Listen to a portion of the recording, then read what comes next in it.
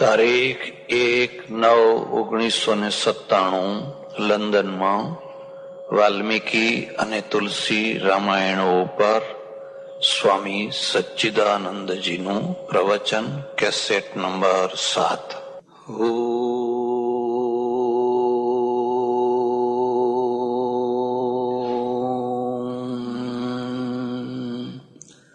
નમઃ શાંતાય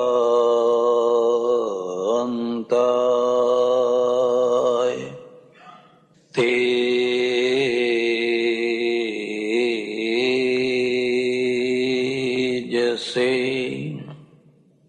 સજ્જનો, બહેનો, મહર્ષિ વાલ્મીકી અને સંત શિરોમણી ગોસ્વામી તુલસીદાસજી મહારાજ બંને એક જ વિષયને અધિકૃત કરીને જે બે મહાન ગ્રંથો રચ્યા, રામાયણ અને રામચરિત માનસ, એ બંનેનું તુલનાત્મક અધ્યયન કરવાનો પ્રયત્ન ચાલી રહ્યો છે. આપણે ચાલતા ચાલતા જનકપુરી આવ્યા છીએ અને ભગવાન રામના લગ્ન થવાના છે. રામના લગ્ન થાય એના પહેલા લગ્ન સંસ્થા શું છે? લગ્ન સંસ્થા શા માટે છે? લગ્ન સંસ્થા ન હોય તો શું હાનિ છે, અને હોય તો શું ફાયદા છે, એનો થોડો વિચાર કરવાની જરૂર છે. તમારે જે વિચાર કરવો હોય એ થિંકિંગ છે, એને જો સત્ય, બિલકુલ સત્ય પરિણામ વાળું લાવવું હોય તો પહેલી શરત છે કે તમારા થિંકિંગમાં સૌથી પહેલો ચાન્સ કુદરતને આપજો, કુદરતી વ્યવસ્થાને આપજો. તો તમારું થિંકિંગ ભાગ્યે જ ખોટું ઠરશે.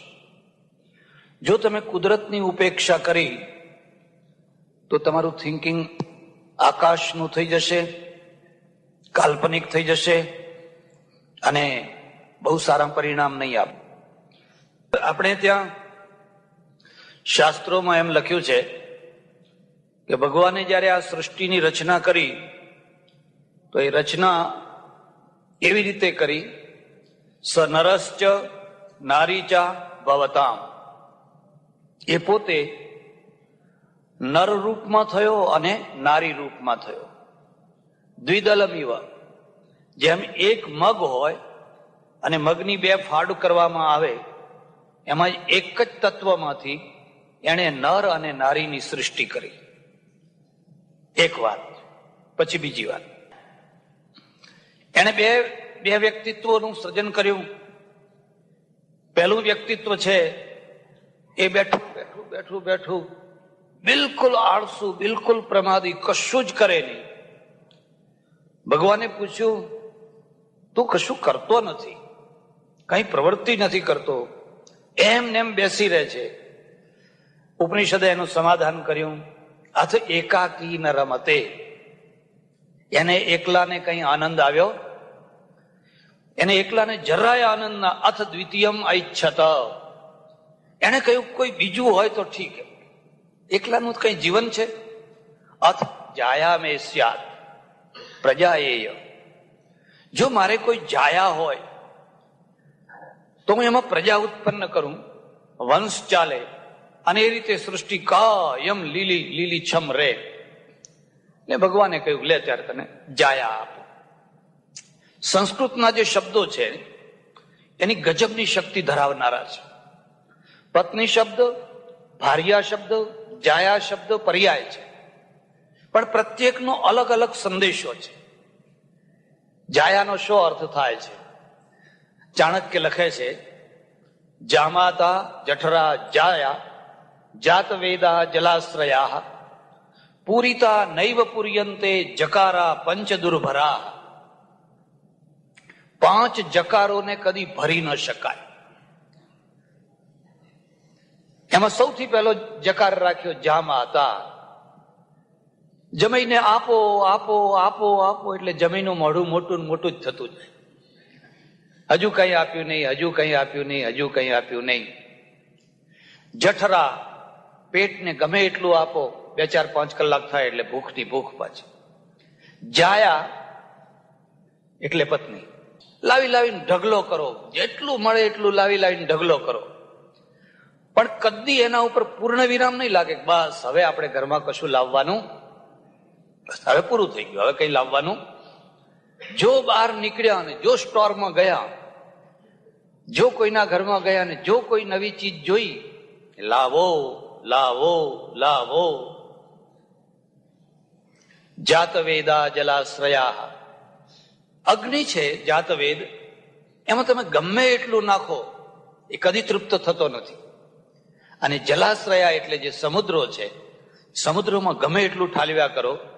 જકારા પંચ દુર્ભરા, આ 5 જકારોને કદી ભરી શકાતા નથી, એને ભર ભર ભર કરો. એટલે ભગવાને જાયા આપે. આ રૂપક છે, એને આપણે એમ માનીએ છીએ કે મૂળમાં શિવ અને શક્તિ, શિવ અને શક્તિ, પુરુષ અને પ્રકૃતિ, આ 2 તત્વો છે. નર અને નારી, આ 2 ના વ્યક્તિત્વ અલગ છે. એક બહુ મોટી ભૂલ થઈ રહી છે, બહુ મોટી ભૂલ થઈ રહી છે.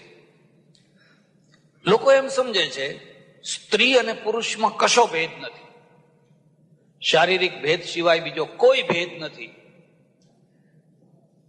શાસ્ત્રો એમ કહે છે ના, આ બંનેના વ્યક્તિત્વ જુદા છે. એકનો લાલ કલર છે, એકનો પીળો કલર છે. 2 લાલ કલર નથી, 2 પીળો કલર નથી. જો 2 એક જ કલર હોય તો લાલમાં લાલ ગમે એટલો તમે નાખો, એથી લાલ કલરની વૃદ્ધિ થાય, કોઈ નવું તત્વ ઉત્પન્ન ના થાય. પીળામાં પીળો નાખો તો એથી પીળો કલર વધ્યા કરે, પણ એમાં કોઈ નવીનતા ના આવે. પણ જયારે 2 જુદા જુદા કલરો છે અને 2 કલરોનું મિશ્રણ કરો છો, તેમાંથી એક ત્રીજી વસ્તુ ઉત્પન્ન થાય છે. પુરુષનું વ્યક્તિત્વ અલગ છે, સ્ત્રીનું વ્યક્તિત્વ અલગ છે, અને અલગ છે એટલે બંનેનું મિશ્રણ છે. નહીં તો 2 પુરુષ જ મિશ્રિત ના થઈ જાય, 2 સ્ત્રીઓ જ મિશ્રિત ના થઈ જાય. તમે 10 પુરુષોને ભેગા કરો ને, કશું જ નહીં. 10 સ્ત્રીઓને ભેગી કરો ને, કશું જ નહીં. પણ એક સ્ત્રી ને એક પુરુષ જ્યાં ભેગા થયા એટલે એમાંથી એક ત્રીજી વસ્તુ ઉત્પન્ન થાય. હું તમને એક બીજી ભલામણ કરું છું. તમારે જો ઈશ્વરને જોવો હોય ને, તો કદી એવી કોઈ મૂર્તિનો સાક્ષાત્કાર કરવાનો પ્રયત્ન ના કરશો કે ભગવાન મને કૃષ્ણના રૂપમાં મળે, લક્ષ્મીનારાયણના રૂપમાં મળે, શિવજીના રૂપમાં મળે, અંબાજીના રૂપમાં મળે, મળે નાય મળે. પણ જો તમે એને જોવા માંગતા હો, એની કૃતિના દર્શન કરો, એની કૃતિના દર્શન કરો, એની રચનાને જુઓ. અને જેમ જેમ તમે એની રચનાને જોતા જશો, એમ એમ તમને લાગશે કે ઓહો, કઈ રચના કરી છે, કઈ રચના કરી છે, કઈ રચના કરી છે. સ્ત્રીને રચી, પુરુષને રચ્યો, રચ્યો જ નહીં, બંનેના વચ્ચે એક આકર્ષણ મૂકી દીધું. એટલું પ્રબળ આકર્ષણ કે 1000 ગુરુત્વાકર્ષણો પણ એના આગળ ફિક્કા પડે. તમે કોઈ બહુ મોટું પેલું રોકેટ તો ગુરુત્વાકર્ષણથી પાર જઈ શકો, પણ આ 2 વચ્ચેના જે આકર્ષણો છે એટલા પ્રબળ મૂક્યા. ક્યાંથી મૂક્યા, કોણે મૂક્યા, કેમ મૂક્યા?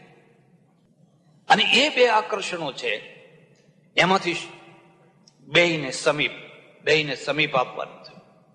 એકના વિના બીજાનું ના ચાલે, બીજાના વિના પહેલાનું ના ચાલે. જેમ જેમ ઉંમર વધતી જાય, યુવાવસ્થા આવતી જાય, એમ એક ઝંખના મને પત્ની મળે, મને પતિ મળે, મને પતિ મળે, મને પતિ મળે. માત્ર પુરુષોમાં, સ્ત્રીઓમાં જ નહીં, પ્રાણી માત્રમાં આ ઝંખના તમે જોશો. પછી એ ઉડનારા હોય, જળમાં રહેનારા હોય, જંગલમાં રહેનારા હોય, પ્રાણી માત્રની આ ઝંખના. આ ડિઝાઇન છે, આ રચના છે. પેલો જે રચનારો છે ને, એ ઈચ્છે છે કે આમાંથી આગળની પણ સૃષ્ટિ ચાલ્યા કરે, આગળનો સંસાર પણ ચાલ્યા કરે. પણ જો આગળનો સંસાર ચલાવવો હોય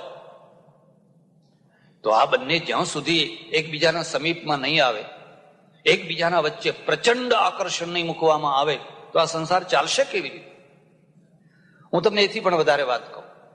તમે આખી દુનિયામાં આંખ મીચીને કોઈ જગ્યાએ હાથ મૂકજો, આખી દુનિયા તમને નર અને નારીના રૂપમાં દેખાશે. તમે ખેડૂત હો,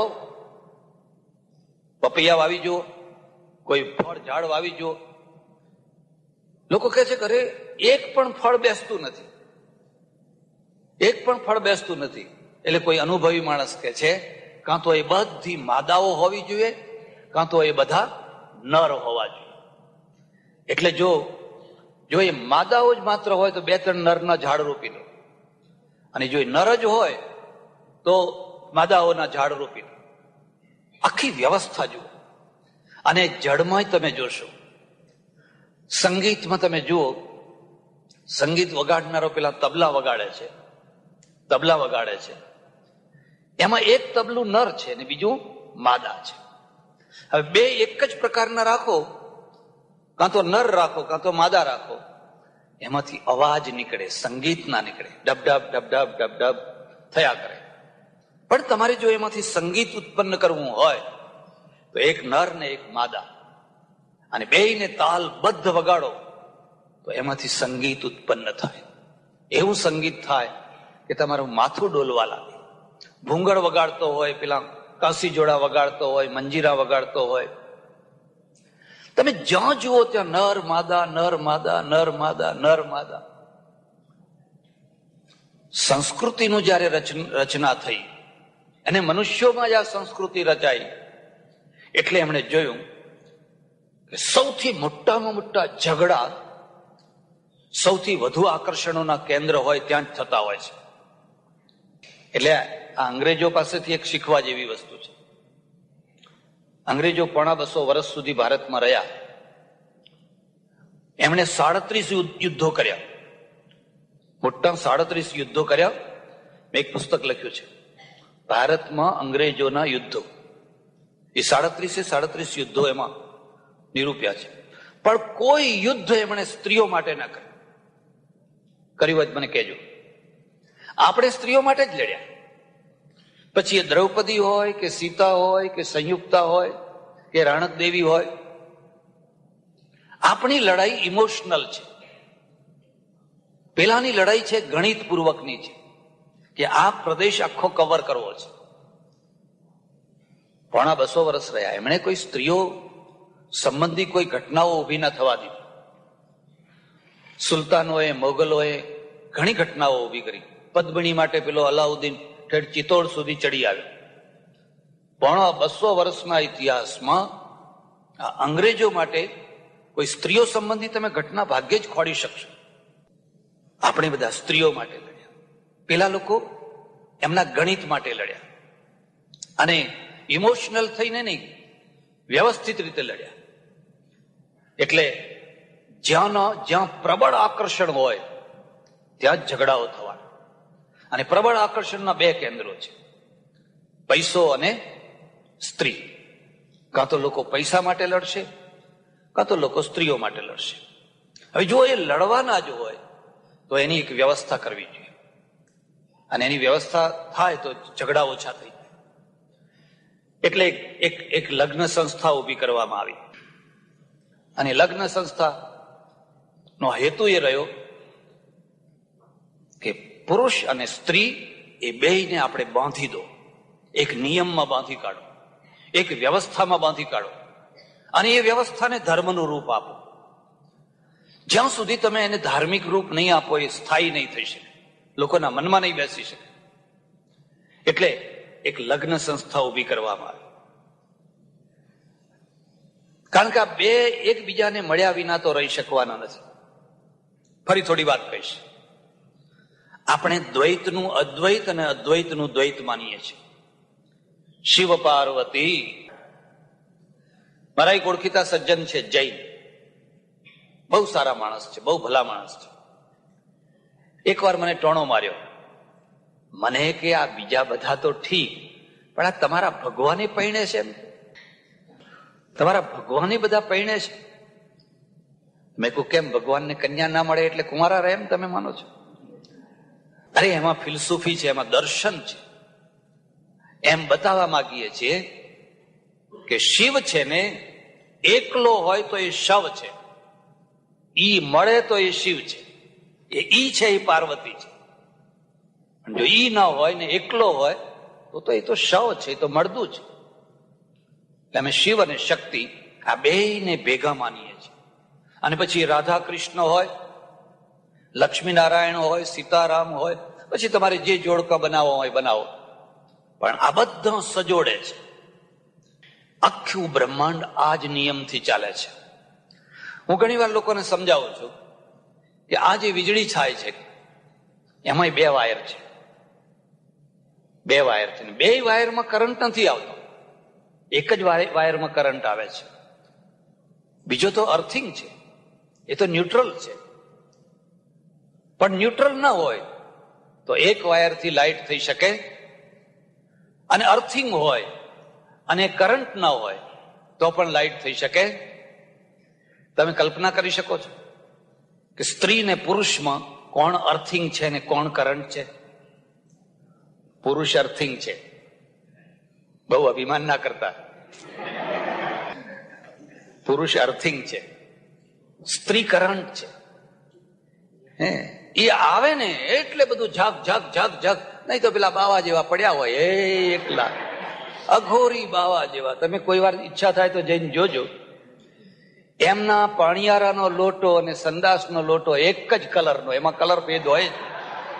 ખબર ન પડે કે આ પાણિયારાનો લોટો છે કે આ સંડાસનો લોટો છે. પડ્યા હોય, ગાંઠિયા ખાઈ લીધા તોય ભલે, ચણા ફાંકી લીધા તોય ભલે.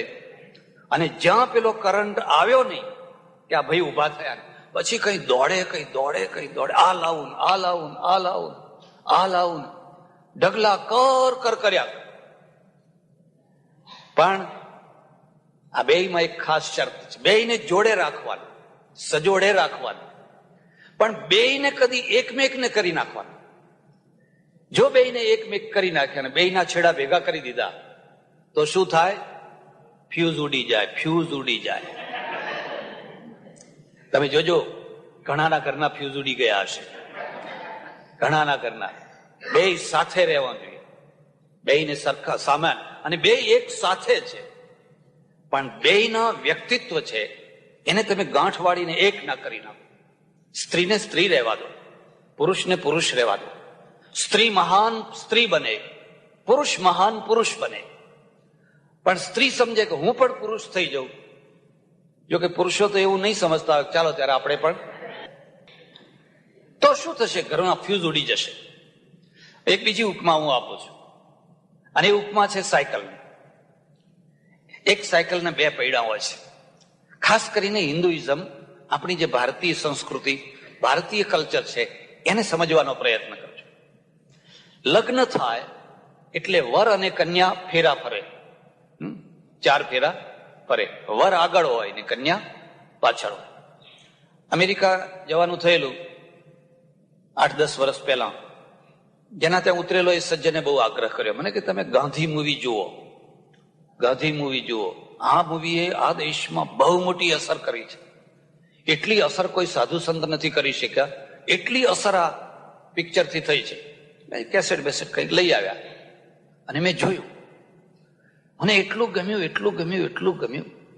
જો તમે જોયું હોય તો એ જે એનો દિગ્દર્શક છે, એના જે કલાકારો છે, ઓહો, સલામ કરવાની ઈચ્છા થાય. ગાંધીજી સાબરમતીમાં બેઠા છે અને નળિયાવાળો આશ્રમ તૈયાર થઈ રહ્યો છે. 1-2 બકરીઓ બાંધેલી છે, છાજન નખાઈ રહ્યું છે, અને રવિશંકર છે પાર્શ્વ સંગીતમાં ધીમે ધીમે ધીમે ધીમે એક સંગીત વગાડી રહ્યો છે. અને સંગીતમાંથી ધ્વનિ નીકળે છે, એક જ દે ચિનગારી મહાનલ, એક જ દે. કોઈ વાર જુઓ તો જરા ધ્યાનથી જોજો. એક જ દે ચિનગારી મહાનલ, એક જ દે ચિનગારી. કેટલો મોટો સંદેશ છે. મને એક તણખો આપ. ચાંદો સળગ્યો, સૂરજ સળગ્યો, સળગી આભ અટારી, ના સળગી એક સગડી મારી, વાત વિપતની ભારી મહાનલ એક જ દે ચિનગારી. ઈશ્વર પાસે હંમેશા એક તણખો માગજો. 33,000 કિલોવોટની લાઈન જઈ રહી છે અને તમારા ઘરમાં અંધારું છે. એ 33,000ની જે લાઈન છે એને એમ ના કહેશો કે હે લાઈન સીધી મારા ઘરમાં ઉતરી આવી, અને જો એ સીધી ઉતરી આવી તો ઘર બળીને ખાખ થઈ જશે. એટલે વચ્ચે એક ટ્રાન્સફોર્મર જોઈએ. એ ટ્રાન્સફોર્મરનું કામ છે 33,000 ને નીચે કરતા કરતા કરતા કરતા 200, 250, 230, 220 એટલી કક્ષાએ લાવે પછી તમારે આખું ઘર દીપી ઉઠે. પણ તમારા બલ્બોમાં, તમારા ફ્રીજમાં, તમારે બધામાં જો સીધું 33,000 આવી ગયું તો ભડકા થઈ જશે. મને એક તણખો આવે. એમાં કઈ પ્રેરણા મૂકેલી છે, કઈ પ્રેરણા મૂકેલી છે. એટલી બધી પ્રેરણાઓ મૂકેલી છે. શરત એટલી છે કે તમારામાં પાત્રતા છે. પણ એમાં મને એક જે સૌથી વધારેમાં વધારે વાત ગમી, ગાંધીજીને જયારે જેલમાં પૂર્યા અને અભણ કસ્તુરબા એને પશ્ચિમના કોઈ રિપોર્ટરે પૂછ્યું કે તમે શું કરશો? એનો અર્થ અહીંના સંદર્ભમાં પૂછ્યું હોય કે તમારો ઘરવાળો બીમાર પડ્યો હોય, તમારો ઘરવાળો જેલમાં ગયો હોય, 5-10 વર્ષે પાછો આવે એવું કંઈ દેખાતું ના હોય, તો તમે શું કરશો? એ પ્રશ્ન જ નથી. છૂટાછેડા લઈને બીજે કંઈક કરશો. આપ અહીંયા સુખી થવા માટે લોકો પરણે છે, સુખી થવા માટે. અને જ્યાં સુધી એમ દેખાય કે આ કેરીમાં હજુ રસ છે ત્યાં સુધી ચૂસવાની, અને પછી એમ લાગે કે હવે છોતરો અને ગોટલા સિવાય આમાં કઈ રહ્યું, એ ફેંકી દેવાની, બીજી કેરી ખોડી કાઢવાની. જેટલી મળે એટલી કેરીઓ ચૂસતા રહો અને ફેંકતા રહો. કસ્તુરબાએ જે જવાબ આપ્યો છે એક સ્ત્રીએ યાદ રાખવા જેવો છે. એણે કહ્યું, મારે શું કરવું? કદી ભારતીય સ્ત્રીનો જુદો પ્લાન હોતો જ નથી. અમારે તો પતિના પગલે પગલે પગલે પગલે ચાલવું, એ જ અમારો પ્લાન છે. એટલે એમના પગલે પગલે મારે ચાલવાનું, મારે બીજું કઈ કરવાનું નથી. જો કસ્તુરબા જુદા પગલા માંડીને ચાલ્યા હોત તો કસ્તુરબા રોડ, કસ્તુરબા હોસ્પિટલ, કસ્તુરબા ફલાણું ના થઈ શક્યું. તમે ભલે મહાન ના હો, પણ તમને બાય ચાન્સ કોઈ મહાન પુરુષ મળી ગયા તો હવે એના પગલે ચાલવાની તો મહત્તા બતાવો. બીજું કઈ ના આવડે તો કઈ નહીં. તમે રામ ના થાવ તો કશું નહીં, તો પણ હનુમાન તો થાવ તમે. હનુમાનની મહત્તા રામથી છે, અને હનુમાનની મહત્તા છે આજ્ઞાકારિતામાં. બસ રામ કાજ કરવે કો આતુર. હંમેશા વીરાસનમાં બેસે છે, આજ્ઞા કરો એટલી વાર છે. એટલે એક સાયકલ છે ને, સાયકલના 2 પૈડા છે, વચ્ચે ફ્રેમ છે. એમાં એક આગળ પૈડું છે ને એક પાછળ પૈડું છે. પાછળનું પૈડું છે ને એમાં ચેન લાગેલી છે, ખ્યાલ આવે? અને આગળના પૈડામાં ચેન બેન નથી. શક્તિ ક્યાંથી આવે છે? પાછળના પૈડામાંથી. કહો હવે તમે નક્કી કરો કે આગળનું પૈડું પુરુષ છે કે પાછળનું પૈડું પુરુષ છે? પુરુષ છે ને, એ આગળનું પૈડું છે, એ આગળનું પૈડું છે. અને સ્ત્રી છે એ પાછળનું પૈડું છે. એમાંથી શક્તિ આવે છે. તો આગળનું પૈડું નકામું છે? ના, એનું કામ છે દિશા નક્કી કરવી. આમ વળવું કે આમ વળવું કે આમ જવું કે શું કરવું, એ દિશા નક્કી કરવાનું કામ આગળનું પૈડું કરે છે. અને પાછળનું પૈડું છે એ શક્તિ આપવાનું કામ કરે છે. પાછળના પૈડાને ન ગમતી દિશા નક્કી થઈ હોય અને પછી શક્તિ આપવાનું બંધ કરે તો સાયકલ ઉભી રહી જાય. એટલે હું તમને ખાનગીમાં કહું છું કે જ્યારે પણ દિશા બદલવી હોય પાછળના પૈડાની મંજૂરી લઈને પછી બદલવી, તો તમારી સાયકલ બરાબર ચાલ્યા કરશે. અમને ઘણીવાર લોકો જમવા બોલાવે, એટલે હું પૂછું, ભાઈ તમારી ઘરવાળીને પૂછીને આયા છો? પેલા મૂછો વાળા મર્દ હોય ને, અરે એમાં શું ઘરવાળીને પૂછવું તેમ. તો નહીં આવું હો, અમને ઘણા કડવા અનુભવ થયા છે. પહેલા તમારી ઘરવાળીને પૂછી આવો. આ ગામમાં એક ગામમાં એવા ભગત રહે, દરેક ગામમાં આવા એક બે ભગત રહેતા હોય છે. કોઈ સાધુ સંત કોઈ આવે ને, બહુ હરખ ખેલા, બહુ ભાવના ખેલા, એવા ભક્તો જ આગળ જઈ અને કોઈ જલારામ બને, કોઈ નરસિંહ બને, કોઈ શગાળસા શેઠ બને, અમર થઈ જાય. એને ટેવ એવી. અને આ બીજી વાત પણ યાદ રાખજો, તમે દાણા નાખો છો, પહેલા જ દિવસે કોઈ હંસ આવી જાય એવી અપેક્ષા રાખો છો, કોઈ દિવસ તમે નહીં નાખી શકો, કોઈ સારું કામ નહીં કરી શકો. કેટલાય કાગડા આવશે અને કાગડા આવતા આવતા કદાચ કોઈ હંસ આવી જશે. બાકી પહેલા દિવસે તમે ચપટી ભરીને દાણા નાખ્યા, કાગડા, ચકલા, કબૂતર ભેગા થયા અને આ તો કોઈ હંસ તો આવતો નથી, બીજા દાડે દાણા બંધ કરી દીધા. તમારું કામ નથી. ધીરજથી નાખો, ધીરજથી નાખો, કદાચ કોઈ આ હંસ આવી જશે. એટલે એક મહારાજ આવ્યા, એવા મહાત્મા આવેલા અને એને આગ્રહ કરીને પોતાના ઘેર જમવા લઈ ગયા. ઘરવાળીના બિલકુલ ના ગમે. મોટા ભાગે ભગતોની ઘરવાળીઓ મહા વિરોધી હોય છે. એમાં એનો દોષ નહીં, ઘરવાળીનો દોષ નહીં, કારણ કે એને જુદું જોઈતું હોય ને આ જુદું લાવતો હોય. એની ઈચ્છા હોય કે પતિ કેવો હોવો જોઈએ, સાડીઓ લાવી આપે, પિક્ચર જોવા લઈ જાય, આમ કરે તેમ કરે. હવે આ જયારે જુઓ ત્યારે ભગતડા ભેગા કરે છે. એટલે એક ભગતને લઈ આવ્યા, મહાત્માને, મહારાજને લઈ આવ્યા. પછી જમવા બેસવાનું થયું એટલે ભાઈ મહારાજ એવા ને, જો ભાઈ હું તો થાળીમાં જમતો નથી, પતરાળામાં જમું છું. થાળીમાં જમતો નથી તો ધાતુનું પાત્ર કહેવાય. એટલે પેલા ભગત કે મહારાજ 5 મિનિટ, હું હમણાં બજારમાંથી પતરાળું લઈ આવું છું. એટલે પેલો પતરાળું લેવા ગયો. એટલે અહીંયા જે એની ઘરવાળી હતી ને રોવા બેઠી, લાંબો છેડો તાણી અને ધ્રુસકે ને ધ્રુસકે ધ્રુસકે. એટલે પેલા મહારાજને અરે અરે બેન બેન બેન બેન, તમે કેમ રડો છો? તમને શું થયું છે? કયું દુઃખ આવ્યું છે? કે મહારાજ મારા દુઃખે નથી રડતી, હું તો તમારા દુઃખે રડું છું. કે મારા દુઃખે? હા. કેમ? તો તમે આ મારા ભગતને ઓળખતા નથી. તમારા જેવા કેટલાય ભક્તોને લઈ આવ્યા, પછી જમાડે અને પેલા ખાંડણિયામાં પેલા સાંબેલાથી પછી એનું માથું કૂટે છે, એનું માથું કૂટી નાખે છે. એટલે હું તો તમારા દુઃખે રડું છું. મહારાજે વિચાર કર્યો કે યહ પલાયતી સજીવતી, આ ભગત આવે એના પેલા ભાગી જઈએ તો બચી જઈએ. એટલે એ તો મુઠ્ઠીઓ વાળીને ભાગ્યા. થોડી વારમાં પતરાળું લઈને આવ્યો. અરે મહારાજ ક્યાં ગયા? મહારાજ ક્યાં ગયા? તો હું શું કરું, તમે કેવા કેવા લોકોને લઈ આવો છો? એક જ હઠ પકડી, મને પેલું સાંભેલું આપ, મને પેલું સાંભેલું આપ. મેં કહ્યું મારા ઘરમાં એક જ સાંભેલું છે અને તમને હું આપું પછી હું શું કરું? તે રિસાઈને જતા રહ્યા. એમ એ પેલો ભગત કે છે અરે આપવું તો ને આપણે બીજું લાવો. કે કઈ દિશામાં ગયા? કે આમ ગયા. તે હાથમાં સાંભેલું લઈને આપવા માટે પાછળ દોડ્યો. પાછળ દોડ્યો તો પેલા ભગત તલાવ સુધી પહોંચેલા અને પેલો હાથમાં સાંભેલું, એ મહારાજ ઉભા રહો, ઉભા રહો, આ સાંભેલું લેતા જતો. કે કામ મુઠ્ઠીઓ વાળી બરાબર.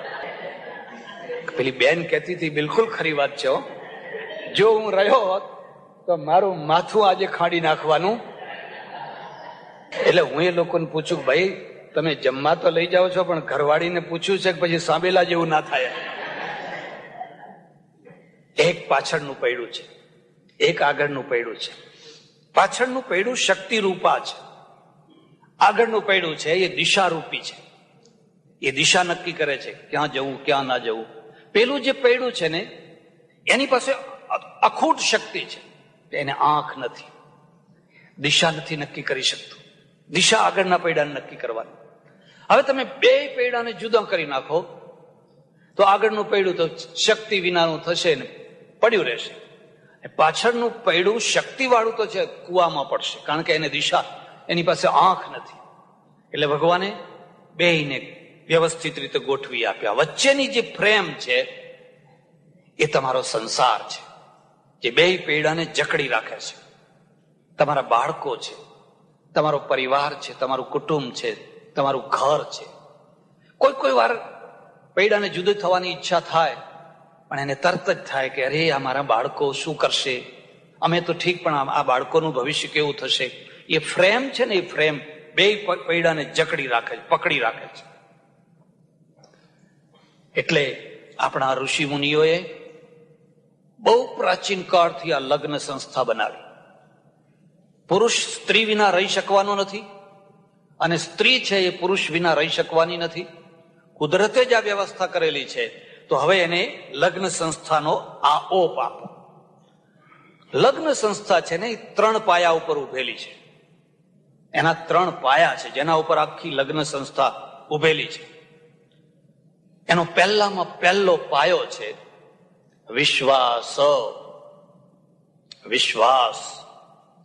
એનો બીજો પાયો છે વફાદારી, અને એનો ત્રીજો પાયો છે પ્રેમ. 3 પાયા હોય તો લગ્ન સંસ્થા, અને ત્રણેયમાંથી એકે ના હોય તો કશું જ. મિત્ર અલગ વસ્તુ છે. પતિ પત્ની બે મિત્ર નથી. મિત્ર છે પણ માત્ર મિત્ર નથી. એને એટલું નાનું રૂપ ના આપો.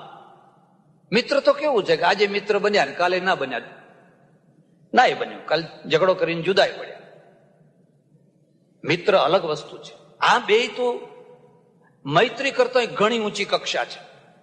અને એ કક્ષા શું છે? વિશ્વાસ. એનો પહેલો પાયો છે. પતિને પત્ની ઉપર અને પત્નીને પતિ ઉપર એટલો વિશ્વાસ, એટલો વિશ્વાસ, એટલો વિશ્વાસ કે બેયને કદી એમ શંકા પણ ના થાય, કદી વહેમ પણ ના પડે. અને જો વિશ્વાસ ન હોય અને બેમાંથી એક વહેમીલું હોય, જેમ પેલો પોલીસનો કૂતરો સૂંઘ સૂંઘ કરે એમ પેલો પુરુષ ઘરમાં આવે ને એટલે બધું સૂંઘ સૂંઘ કરે. કોણ આવ્યું તું? કોણ આવ્યું તું? શું હતું? કેમ હતું? અરે ઘણા લોકો તો ઓફિસમાંથી અડધા કલાકે ફોન કરે. એટલા માટે ફોન કરે કે આ ઘરમાં છે કંઈક ગઈ છે, પાછી ખાલી ઉપાડે છે કે નથી ઉપાડતી એટલું જોવા માટે. તો ઘણી વાર એથી ઉલટું હોય તો પેલી સ્ત્રીને પુરુષ ઉપર વહેમ આવ્યો હોય. આ મુદ્દાને યાદ રાખજો. ક્રોધી માણસ સાથે જીવન જીવી શકાય, 1000 દોષ હોય એના સાથે જીવન જીવી શકાય, પણ જે અત્યંત વહેમીલું માણસ હોય એની સાથે તો નરક બરાબર જીવન છે. એ તો તમારી જિંદગીને નરક બનાવી દેશે. કારણ કે વિશ્વાસ ઉભો નથી થઈ શકતો, અને વિશ્વાસ ઉભો નથી થઈ શકતો એટલે તાદાત્મ્ય નથી થઈ શકતું, એકતા નથી થઈ શકતી. બેયના માટે પહેલી શરત છે તમને એકબીજા ઉપર વિશ્વાસ છે. અને વિશ્વાસ ક્યાંથી આવશે? વફાદારીથી. વફાદારીથી.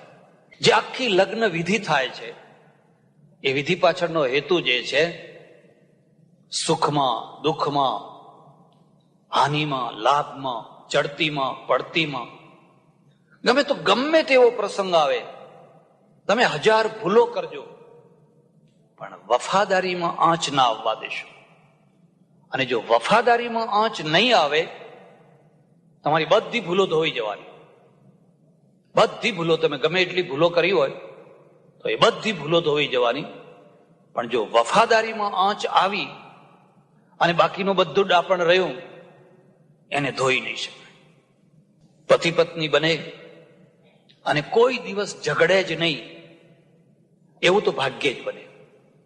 શિવ પાર્વતી લડતા હતા, તમે જુઓ ને, શિવ પાર્વતી મતભેદ થાય, સીતારામને થાય, જ્યાં પતિ પત્ની થયા નહીં.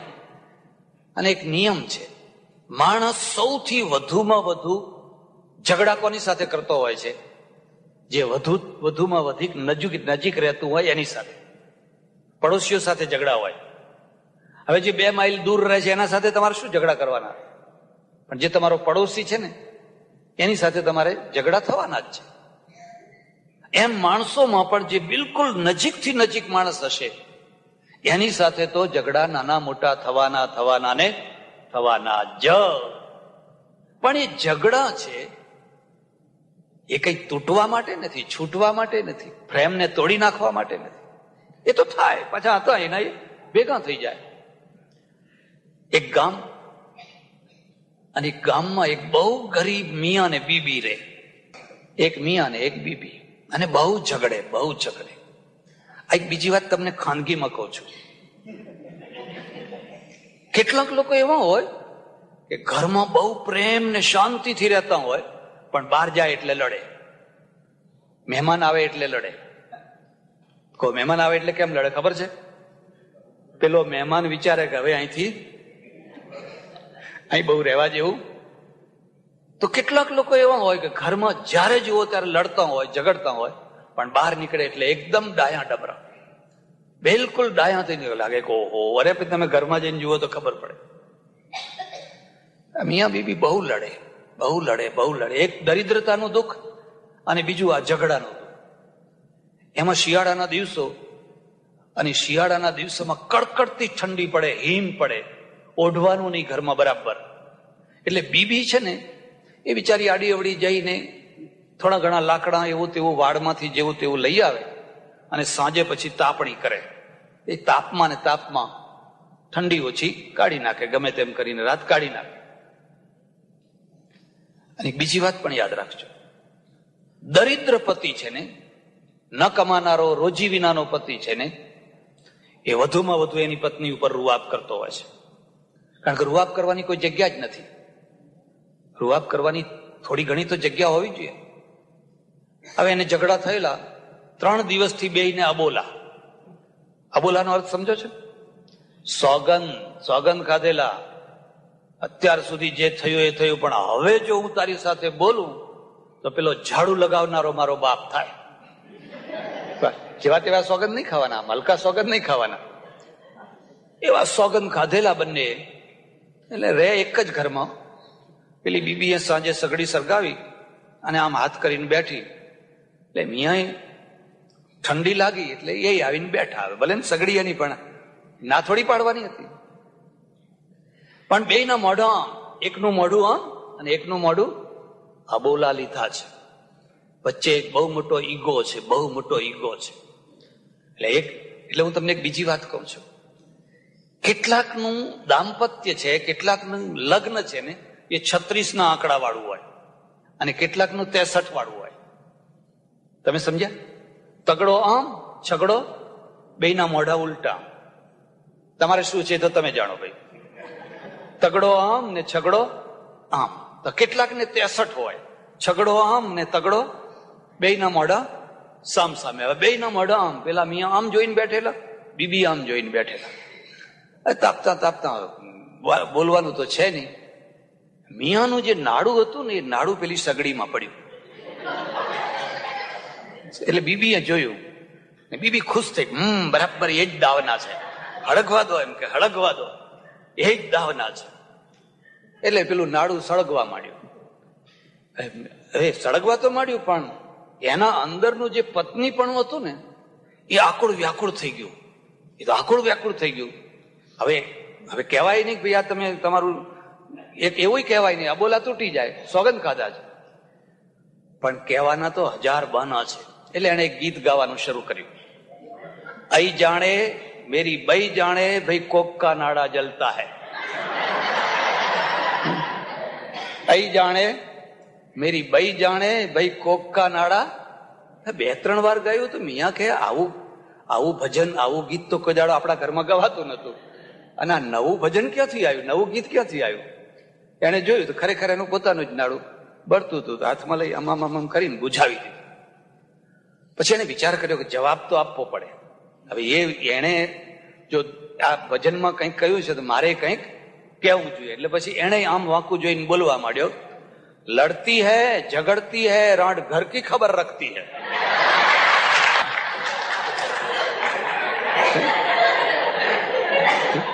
લડતી હૈ ઝગડતી હૈ રાંડ ઘર કી ખબર રખતી હૈ.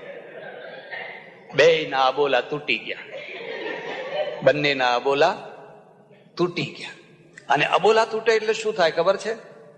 મીઠાઈ આવે, મીઠાઈ. એટલે હું તમને ખાસ વાત કહું છું કે અડધો દોરો પુરુષો યાદ રાખજો ને અડધો દોરો બહેનો યાદ રાખજો. એટલે કોઈ વાર આવું થાય એટલે પેલા બહેનોને બોલવા જેવું હોય, બહેનોને બોલવાનું ને. પણ ઉદ્દેશ શું છે કે લડજો ઝઘડજો પણ પાછા ભેગા ને ભેગા થજો. એવું નહીં કે હવે લડ્યા એટલે કાયમ 71 પેઢી માટે લડ્યા, એવું નહીં. અરે હોય તો લડે ઝઘડે. એમ લગ્ન સંસ્થા છે એનો બીજો પાયો વફાદારી છે. અને માએ દીકરીને આ જ સમજાવવાનું છે, બેટા તું અમારી દીકરી છે, પણ તું જ્યાં જાય છે ત્યાંની હવે પહેલી છે, પછી અમારી છે. જો એનું ભવિષ્ય સુધારવું હોય તો, અને જો એનું ભવિષ્ય બગાડવું હોય તો એને એવી શિખામણ આપજો, જો તું અમારી જ રહેજે હોય, એની તો નહીં થાય તોય વાંધો નથી, પછી તમારા જ માથે પડવાની છે, એ પછી અંતે તમારા જ માથે પડવાની છે. ને ત્રીજો પાયો છે એનો પ્રેમ છે. પ્રેમ છે આ કુદરતે મૂકેલો પ્રેમ છે, પરમેશ્વરે મૂકેલો પ્રેમ છે. માણસ છે ને પ્રેમ પામવા નથી માંગતો, પ્રેમ ઢોળવા માંગે છે. પ્રેમ પામવાની વસ્તુ નથી, પ્રેમ ઢોળવાની વસ્તુ છે. તમારા અંદર એક ઉભરો આવે છે. હવે ઉભરો ઠાલવવો કોના ઉપર? માના અંદર એક ઉભરો આવે છે. એના અંદર એટલો ઉભરો આવે છે. કાઠિયાવાડમાં, ગુજરાતમાં ખેડૂતની પત્ની હોય, એના છોકરાને ઘોડિયામાં સુવાડ્યું હોય, અને પછી ચાર લેવા, ઘાસ લેવા ખેતરમાં જાય. એનું મન તો છોકરામાં હોય. જલ્દી જલ્દી જલ્દી જલ્દી ભારો કર્યો ન કર્યો, માથે ઉપાડ્યો, બસ એ રોતો હશે, આમ કરતો હશે, આમ કરતો હશે, આમ કરતો હશે. અને લાંબા લાંબા ડગલા ભરતી ભરતી ભરતી ઘર સુધી પહોંચે, એની છાતીમાંથી દૂધ છલકાતું હોય. તમે ગાયને જોજો, એમાંથી દૂધની ધારા નીકળતી હોય. અને ભારો ફેંક્યો ને જ્યાં છોકરું હાથમાં લીધું અને પોતાના ખોળામાં બેસાડ્યું, અને રો કકડ કરનારું છોકરું તરત જ શાંત. માં દૂધ નથી પીવડાવતી, પ્રેમ પીવડાવે છે. છાતીમાં દૂધ નથી, પ્રેમ ભર્યો છે. અને પ્રેમનો ઉભરો છે ને, ત્યારે હું તમને ભલામણ કરું છું કે આવી કોઈ માં ને દીકરો હોય, એ બેયને તમે જોજો, એ વખતની એની આકૃતિ જોજો, કેટલી તૃપ્તિ, કેટલો આનંદ. હવે શીશુ કાઢીને પીવડાવો, પેલું આવડું હોય ને, પેલું જ્યાં જુઓ ત્યાં શીશુ પીવડાવો. હવે બધું શીશુ. તમે કેટલી મોટી પરમેશ્વરની બક્ષિસને ચૂકી ગયા. એ દૂધના માધ્યમથી માતૃત્વ નીકળતું હતું, અને એ માતૃત્વ છે ને, એમાં મા ધન્ય થઈ જાય છે. એમ માણસ માત્રની અંદર પરમેશ્વરે પ્રેમ મૂક્યો છે. એ પ્રેમ મૂક્યો છે. હવે એ પ્રેમને છલકાવાનું પાત્ર જોઈએ, અને જ્યાં એને કોઈ છલકાવાનું પાત્ર મળ્યું, એના ઉપર એ પ્રેમ ઢોળે, બસ ધન્ય ધન્ય થઈ ગયું. જો ઢોળવાનું પાત્ર ન મળ્યું, આ દેશમાં આટલા બધા કૂતરા બિલાડા કેમ લોકો રાખે છે? હું ઘણી વાર કહું કે આ કૂતરા જોતા હોય તો અમારા ત્યાંથી લઈ જાવ ને, દેશમાંથી જોઈએ એટલા. કારણ કે ડોશી એકલી છે, અને હવે ડોશી એકલી છે, આવડા મોટા ઘરમાં બારણું બંધ કરી અને બેસી રહે. ટીવી જોઈને કેટલું ટીવી જોવાના, એને 24 કલાક કાઢવા કેવી રીતે? પછી બિલાડી ઉપર હાથ ફેરવે, બિલાડી સાથે વાતો કરે ને ફલાણી.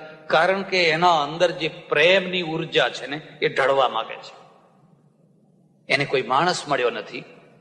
છોકરા છે તો છોકરા તો ક્યાંય રહે છે, કોઈ દાડો કાગળે લખતા નથી.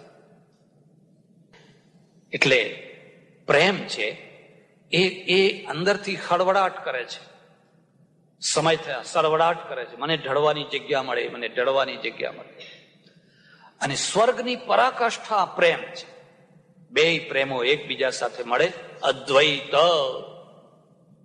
આ લગ્ન સંસ્થાના 3 પાયા છે. જો તમે વિશ્વાસ ગુમાવી બેસો, જો તમે વફાદારી ગુમાવી બેસો, જો પ્રેમ વિનાનું નીરસ જીવન થઈ જાય, તો તમે 2 મડદા ભેગા થયા છો. અને મોટા બંગલામાં એવા ઘણા મડદા જોવા મળે. તમારે એવા ફરતા હોય જાણે સ્મશાનમાં પેલા ભેગા થયા હોય ને, બોલે નહીં, ચાલે નહીં, મોઢા ચડેલા હોય, જાણે જીવન જ નથી. એટલે આ 3 એના પાયા છે, 3 એના ઉદ્દેશ્યો છે. યાદ રાખજો. માનો કે તમારું દાંપત્ય, તમારું લગ્ન સંસ્થા દ્રઢ થઈ, પાયા બરાબર છે. એના 3 પાછા પરિણામ છે. એમાંનું પહેલું પરિણામ છે વાસના બદ્ધતા. વાસના બદ્ધતા. પ્રાણી માત્રમાં વાસના મૂકી છે, ભગવાને મૂકી છે. અને એ મંગળ છે, એ કલ્યાણકારી છે. હિન્દુઇઝમને સમજજો, આપણે વાસનાને પાપ નથી માનતા. ભગવદ્ ગીતામાં 2 વાર ભગવાને સ્પષ્ટતા કરી. પ્રજનશ્ચાસ્મિ કંદર્પ. અર્જુન, જે આ પ્રજનન છે ને, એ કંદર્પ જે કામ છે ને, એ મારી વિભૂતિ છે. એ મારી વિભૂતિ છે. એમાંથી રામ થાય છે, એમાંથી કૃષ્ણ થાય છે, એમાંથી બુદ્ધ, મહાવીર, નાનક, ગોવિંદ, એ બધા એમાંથી થાય છે. ધર્મા વિરુદ્ધો ભૂતેષુ કામોસ્મી ભરતર્ષભ. એ ભરતર્ષભ, ધર્મથી અવિરુદ્ધ એવો જે કામ, સેક્સ, એ મારી વિભૂતિ છે, એ હું છું. એનાથી આખો સંસાર ચાલે છે. એટલે પાપ છે, પાપ જો ધર્મથી વિરુદ્ધ હોય તો નહીં, ધર્મથી અવિરુદ્ધ હોય તો. ઘણા લોકો, ખાસ કરીને અમે બધા લોકોને એવું સમજાવીએ કે આ ષડરીપુમાં કામ, ક્રોધ, લોભ, મદ, મોહ, મત્સર, આ તો આપણા દુશ્મનો છે. વાતે સાચી છે, પણ એ મિત્રો પણ છે. ખાલી દુશ્મનો નથી, એ મિત્રો પણ છે. એની એક કક્ષા છે જ્યાં સુધી એ મિત્ર હોય છે, પછી બીજી કક્ષાએ જાય તો દુશ્મન થઈ જાય. જો એ દુશ્મન જ હોય તો ઈશ્વરની પાસે એવી યાચના કેમ નથી કરતા? હે ભગવાન, મારે ત્યાં જે દીકરો જન્મે એ સીધા બહુચર માતાને ત્યાં મોકલે એવો જન્માવ છે. કેમ કોઈ એવી પ્રાર્થના નથી કરતો? અને કદાચ એવો કોઈ છોકરો જન્મે તો એના મા બાપ સુખી હોય ખરા?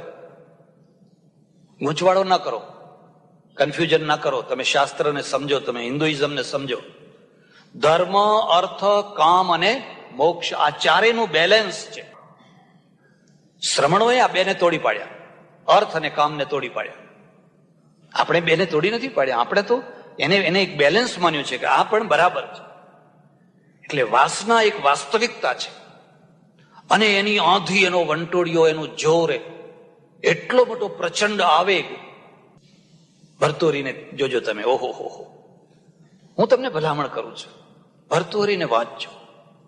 એને જોયું, બેઠો જોવે છે તો કૃષક કાણ ખંજ શ્રવણ રહિત પુચ્છ વિકલ વૃણી પૂય ક્લિન્ન શુનિમન્વેતિ સ્વા હતમપી ચ હંત્યેવ મદન.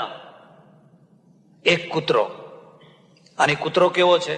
કૃષ, ખાધા પીધા વિના સુકાઈ ગયેલો. કૃષ કાણ, કોઈ આંખ ફોડી નાખેલી છે. ખંજ, આખા શરીરે લવર બધા રોમ ખરી પડ્યા છે. શ્રવણ રહિત, બેરો થઈ ગયો, સાંભળતો નથી. પુચ્છ વિકલ, કોઈ બીજા કૂતરાએ એનું પૂંછડું કરડી ખાધું છે. આખા શરીરથી એ નકામો થઈ ગયેલો છે. અને તે છતાં પણ શુનિમ અન્વેતિ સ્વા, અરે તોય પણ એ કૂતરીના પાછળ દોડ્યા કરે છે. હતમપી ચ હંત્યેવ મદન. અરે ભગવાન, આ મરેલાને શું કામ મારે છે? કોઈ જીવતાને મારે તો હજુ ઠીક છે, આ તો મરેલો કૂતરો છે, હવે એને શું કામ મારે છે? વાસના એક વાસ્તવિકતા છે. તમારે જો સારો સમાજ રચવો હોય, શુદ્ધ સમાજ રચવો હોય, તો જેમ તમે અન્નની વ્યવસ્થા કરો કે કોઈ માણસ ભૂખ્યો ના રહે, તો ચોરીઓ આપોઆપ ઓછી થઈ જશે. એવી જ રીતે વાસનાની પણ એવી વ્યવસ્થા કરો કે કોઈ માણસ આ ક્ષેત્રમાં પણ ભૂખ્યો ના રહે. અને જો તમે એક ક્ષેત્રમાં વધારે ભૂખ ઊભી કરશો, સમાજ ભ્રષ્ટ થઈ જશે. હમણાં થોડા ટાઈમ પહેલા મારે ટાંઝાનિયા જવાનું થયેલું. થોડા દિવસ રહ્યો. ત્યાંના જે સારા માણસો હતા, 1, 2, 3, 4 નહીં પણ કેટલાય લોકોએ મને અભિપ્રાય આપ્યો કે અહીંયા વર્ષમાં ભાગ્યે જ કોઈ બળાત્કારનો કિસ્સો બને છે, કોઈ રેપનો કિસ્સો બનતો જ નથી. આટલી મોટી વસ્તી છે. અમારી રૂપાળી સ્ત્રીઓ, અમે બધા દુકાને હોઈએ અને એમની સાથે કાળા ભાઈઓ બોય તરીકે કામ કરતા હોય, પણ અમને કદી પણ કોઈ ચિંતા ના થાય, કશું એમ ભય ના લાગે. કેમ? મેં કહ્યું કેમ? કારણ શું છે? એનું કારણ એક જ છે કે આ બધા તૃપ્ત છે, આ બધા અતૃપ્ત નથી. તમે સમાજ એવો રચો કે અતૃપ્તિ જ અતૃપ્તિ, અતૃપ્તિ, અને પછી તમે એને શુદ્ધ રાખવાનો પ્રયત્ન કરો. પાયાની ભૂલ થઈ રહી છે. કેટલી વિધવાઓ, કેટલી ત્યક્તાઓ, કેટલા વિધુરો, કેટલા કુંવારાઓ, અને આ બધું ઊભું હોય અને તમે રામાયણની સપ્તાહ કરાવો ને, તમે ભાગવતની સપ્તાહ. તમારી સમાજ રચનામાં જ ત્રુટી છે. તમારી સમાજ રચનામાં જ ત્રુટી છે. મારા ઓળખીતા એક સજ્જન પટેલ મારી પાસે આવ્યા. મને કે મને 60 વર્ષ થયા છે અને 3 પેઢીઓ છે. મોટી મોટી દુકાનો ગંજ બજારમાં 3 પેઢીઓ છે. 2 છોકરા છે. છોકરા સુખી છે, પૈસાની કોઈ કમી નથી. પણ મારી પત્ની ગુજરી ગઈ છે અને હવે ઘરમાં મારી કોઈને કોડીની કિંમત નથી. હું જયારે ઘરમાં આવું, મારી પત્ની હતી ને તે બિચારી તરત જ આમ પાણી ને આ ને તે ને ચા ને, મારે શું જોઈશે શું જોઈએ એની ચિંતા કરે. હવે આ વહુઓ છે, મારાથી કંઈ બોલાય નહીં અને બંને મારી કોઈ કાળજી જ નથી રાખતા. સાંજ પડે એટલે છોકરાઓના સાથે ફરવા નીકળી જાય છે. મારે શું ખાવું, કેમ, શું બધું કોઈને કંઈ પડી નથી. તો મને કે સ્વામીજી હું પુનર્લગ્ન કરું? મેં કહ્યું ભાઈ તમારા કુટુંબને વિશ્વાસમાં લો, તમારા પરિવારને, તમારા કુટુંબને વિશ્વાસમાં લો. અરે કે કુટુંબ વાળા તો હાહાકાર મચાવે છે. મેં આ વાત કરી કે હવે આ ડોહાના લાકડા મસાણમાં પહોંચ્યા છે અને જુઓ તો ખરા અમને કેવી બુદ્ધિ સૂજી છે. તો મેં કહું રહેવા દો. તો મને કે હું રહેવા દો, પણ તમે મને એક ગેરંટી આપો. શું? કે હું 2 વર્ષમાં મરી જવાનો હોઉં તો રહેવા દો. તો હું 2 વર્ષ ખેંચી કાઢું. પણ હવે તો લોકો 80, 85, 90 વર્ષ સુધી સરળતાથી જીવે છે. અને જો મારે 90 વર્ષ સુધી જીવવાનું હોય તો આ 30 વર્ષ મારે કાઢવા કેવી રીતે? આ 30 વર્ષ મારે કાઢવા કેવી રીતે? પહેલા લોકો લાંબુ જીવતા નહીં અને 50, 55 તો બિલકુલ ખખડીને વૃદ્ધ થઈ જતા. અત્યારે તો 60 વર્ષે પણ માણસ સશક્ત લાગે, યુવાન જેવો લાગે. આખું બદલાઈ ગયું છે. આ પ્રોબ્લેમ છે, હસી કાઢવાની વાત નથી. અને જો આ પ્રોબ્લેમને સોલ્વ નહીં કરો તો આ 60 વર્ષના વૃદ્ધને મરતા પહેલા કલંકિત જીવન જીવવું પડશે. પછી એના ઉપર કલંક લાગશે. એના છોકરાઓ, એની વહુઓ, એના કુટુંબ વાળા, એના બધા ભેગા થઈને કહેશે કે આ તો પાપી છે, પાપી છે, પાપી છે. તમે કુદરતી વ્યવસ્થાને કેમ સમજતા નથી? કુદરતે એક વ્યવસ્થા કરેલી છે અને એ વ્યવસ્થાને જેટલી તમે ન્યાય આપશો એટલો જ સમાજ શુદ્ધ રહેશે. ગામમાં જઈને જુઓ તો કેટલાય છોકરા પરણ્યા વિનાના બાંકડે બેઠા બેઠા પેલા મસાલો ગુટકા ખાતા હોય. હું કહું કે આ પરણી લો ને ભાઈ, શું કામ આમ? કે બાપુ શું કરીએ, આ ગ્રીન કાર્ડ વાળા બધા લઈ જાય છે ને અમારા માટે કઈ રહેવા દેતા નથી. અમારી પાસે રેશન કાર્ડ છે ને રેશન કાર્ડની કોઈ કિંમત નથી. બધાને ગ્રીન કાર્ડ જોઈએ છે. હવે આમાંથી શું થવાનું? તો એક અનબેલેન્સ ઉભું થશે અને અનબેલેન્સ છે એ સમાજને ભ્રષ્ટ કરે છે.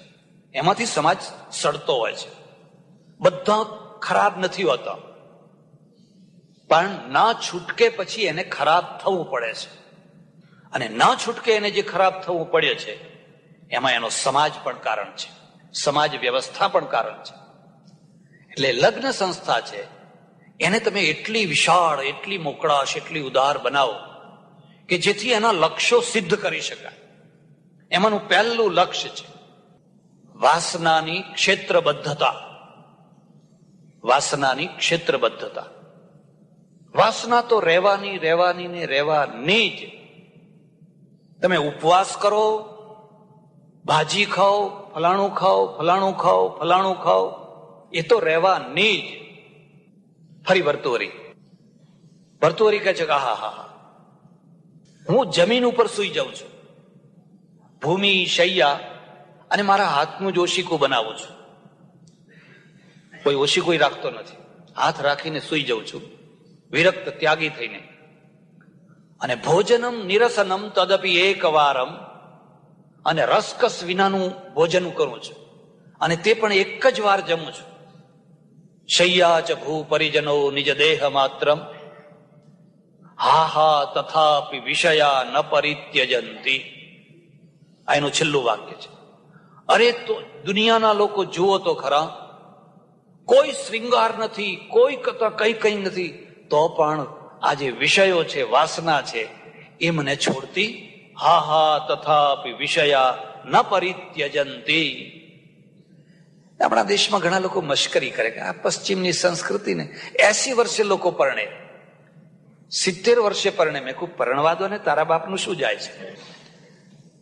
અરે 70 વર્ષે 75 વર્ષે જે પરણે છે એમાં માત્ર વિકાર જ કારણ નથી. અને આપણા ત્યાં જે પરિસ્થિતિ છે એ આના કરતા બીજી રીતે ભયંકર પરિસ્થિતિ છે. નીચે ને નીચે, નીચે ને નીચે એટલું સડી જાય છે, એટલું સડી જાય છે. એમાંથી છરીઓ ચાલે, હત્યાઓ થાય ને ફલાણું થાય ને ફલાણું થાય. એટલે લગ્ન સંસ્થાનો હેતુ, જે પહેલો હેતુ છે, વાસનાની ક્ષેત્રબદ્ધતા. ક્ષેત્રબદ્ધતા એટલે શું? તમારો ઘોડો છે, તમારી ગાય છે, એને ચરવાનું છે, ચર્યા વિના એ રહેવાની જ નથી. પણ એક ખેતર નક્કી કરી દો, આ ખેતરમાં તારે ચરવાનું, બાજુના ખેતરમાં નહીં જવાનું, પેલા ખેતરમાં નહીં જવાનું. ગમે એટલું સારું ઘાસ હોય પણ આ ખેતર તારે નહીં છોડવાનું. એમ પતિ અને પત્ની, લગ્ન સંસ્થા, એ બંનેને ઉપદેશ, આદેશ મળે, તમે સંસાર ભોગવો, કોઈ ના નથી, પણ બંને એકબીજા. પછી બીજી કોઈ જગ્યાએ દૃષ્ટિ ના કરો, બીજી કોઈ જગ્યાએ ફાંફા ના મારો. એ મૃગજળ છે, ઝાંઝવાના જળ છે. રાવણને જુઓ, દુર્યોધનને જુઓ, પતઈને જુઓ, પછી એના આખા ઉદાહરણ આપી દેવા. અને જો તમે આ બંને જગ્યાએ ક્ષેત્રબદ્ધ થઈ ગયા, અરે યુવાવસ્થા તો ધન્ય થશે, વૃદ્ધાવસ્થા પણ ધન્ય થઈ જશે, તમારી પાછલી જિંદગી પણ ધન્ય થઈ જશે.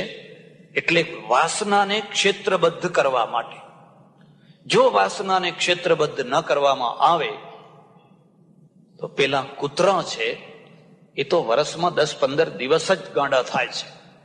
અને 10-15 દિવસના ગાંડપણમાં એમના શરીર જુઓ તો કેટલા ચોથાઈ જાય છે. તો જેને 365 દાડા ગાંડપણ ચડી રહેતું હોય, 10-15 દિવસ નહીં પણ 365 દિવસ નખ શીખ જેને ગાંડપણ ચડ્યું રહેતું હોય, એની દશા શું થાય? મારા આશ્રમમાં એકવાર એક 75 વર્ષના બ્રાહ્મણ આવ્યા છે, સંન્યાસીના કપડા પહેરેલા, સાધુ સંન્યાસી. મને કે તમારા આશ્રમમાં રહેવા દેશો? મેં કહ્યું રહો ને, ખુશીથી રહો ને, પણ કે હું એકલો નહીં રહું. મેં કહ્યું બીજું કોણ છે? મારી પત્ની છે. હો, કીધું તમે સંન્યાસી છો ને પત્ની એ છે? મને કે અમે બે ભેગો સંન્યાસ લીધો છે, એટલે અમે બંને જ્યાં જઈએ ત્યાં ભેગા રહીએ છીએ. મેં કહ્યું તમે સંન્યાસ કેમ લીધો? કે હું બ્રાહ્મણ, યજમાન વૃત્તિનું કામ કરું અને સાથે સાથે ડોક્ટરે ખરો, એટલે દવા પણ આપો. ડોક્ટરે ખરો, દવા પણ આપો. એટલે ગોર બાપાએ ખરો અને ડોક્ટર સાહેબે ખરો. આખા ગામમાં મારી યજમાન વૃત્તિ, ક્ષત્રિયો બધા મારા યજમાનો. પછી કે મારા મનમાં રહીને મન એમ થયા કરે કે સંન્યાસ લઉં, સંન્યાસ લઉં, સંન્યાસ લઉં. પછી એક દિવસ એક 72-73 વર્ષના વૃદ્ધ પુરુષ આવ્યા. 2-3 ભાઈઓ, બધા ડોહાઓ બેસવા આવે. તો મેં એમને પૂછ્યું કે દાદા તમે સાચું કહેજો, આ 72-75 વર્ષે પણ તમારી આંતરિક દશા કેવી છે? ખોટું ના બોલશો, સાચી વાતો એ કહેજો. તેને કહ્યું ભાઈ કહું?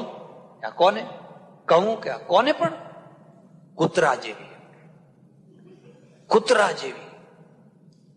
યુવાવસ્થા એ સંયમની અવસ્થા છે, વૃદ્ધાવસ્થા એ સંયમની અવસ્થા નથી, એ તો વ્યથાની અવસ્થા છે. એ તો વ્યથાની અવસ્થા છે. જો યુવાવસ્થામાં બરાબર વ્યવસ્થિત જીવન ગયું તો વૃદ્ધાવસ્થા ધન્ય થઈ ગઈ, અને જો યુવાવસ્થા બરાબર ના ગઈ તો વૃદ્ધાવસ્થા વ્યથા જ વ્યથા. કૂતરા જેવું છે કે શું કરવું એમ કે હોય, એટલે એમની સાથે એક બીજા હતા, એ વળી 5 વર્ષ મોટા, 80 વર્ષના. કે મેં એમને પૂછ્યું કે દાદા ત્યારે તમે કોને, તમારી શું દશા છે, અંતરની જે હોય એ કહેજો. તો કહું, જો ખોટું ના લગાડીશ, હડકાયા કૂતરા જેવી. હડકાયા કૂતરા, પેલાની તો કૂતરા જેવી હશે, પણ મારી દશા તો હડકાયા કૂતરા જેવી છે. એટલે હું તમને ખાસ વાત કહું છું, વૃદ્ધોની પ્રત્યે ઉદારતા રાખજો. તમને ખબર નથી વૃદ્ધાવસ્થા કેટલા મોટા પ્રશ્નો લઈને આવતી હોય છે, અને અતૃપ્ત વૃદ્ધાવસ્થા છે એ અતૃપ્ત યુવાવસ્થા કરતા ભૂડી છે. અતૃપ્ત જે યુવાવસ્થા છે એને તો એક આત્મબળ છે, પોતાના ઉપર વિશ્વાસ છે, અને અતૃપ્ત જે વૃદ્ધાવસ્થા છે તો બહુ દુઃખદાયી છે, બહુ દુઃખદાયી છે. અને પછી હું થથરી ઉઠ્યો. પછી મેં રસ્તો કર્યો. રસ્તો એ કર્યો કે મારી પત્નીને પણ સાથે જ લેવી. આપણા ત્યાં ઋષિ માર્ગમાં પતિ પત્ની બે સાથે છે. ઠેઠ સુધી પેલો યાજ્ઞવલ્ક જયારે પરિવ્રજ્યા કરવા તૈયાર થયો ત્યારે એને 2 પત્નીઓ હતી, અને એમાં કાત્યાયન હતી લોક પ્રજ્ઞા, અને બીજી જે હતી ને એ યાજ્ઞવલ્કના જેવી જ જ્ઞાની હતી. બંને સાથે ગયા. બંને એને કહ્યું કે આખી જિંદગી આપણે બધું તો હવે મોક્ષ એકલા એકલા લેશો, હવે જ્ઞાન ને સાધના ને બધા એકલા એકલા કરશો, શું હું એમાં ભાગીદાર નથી?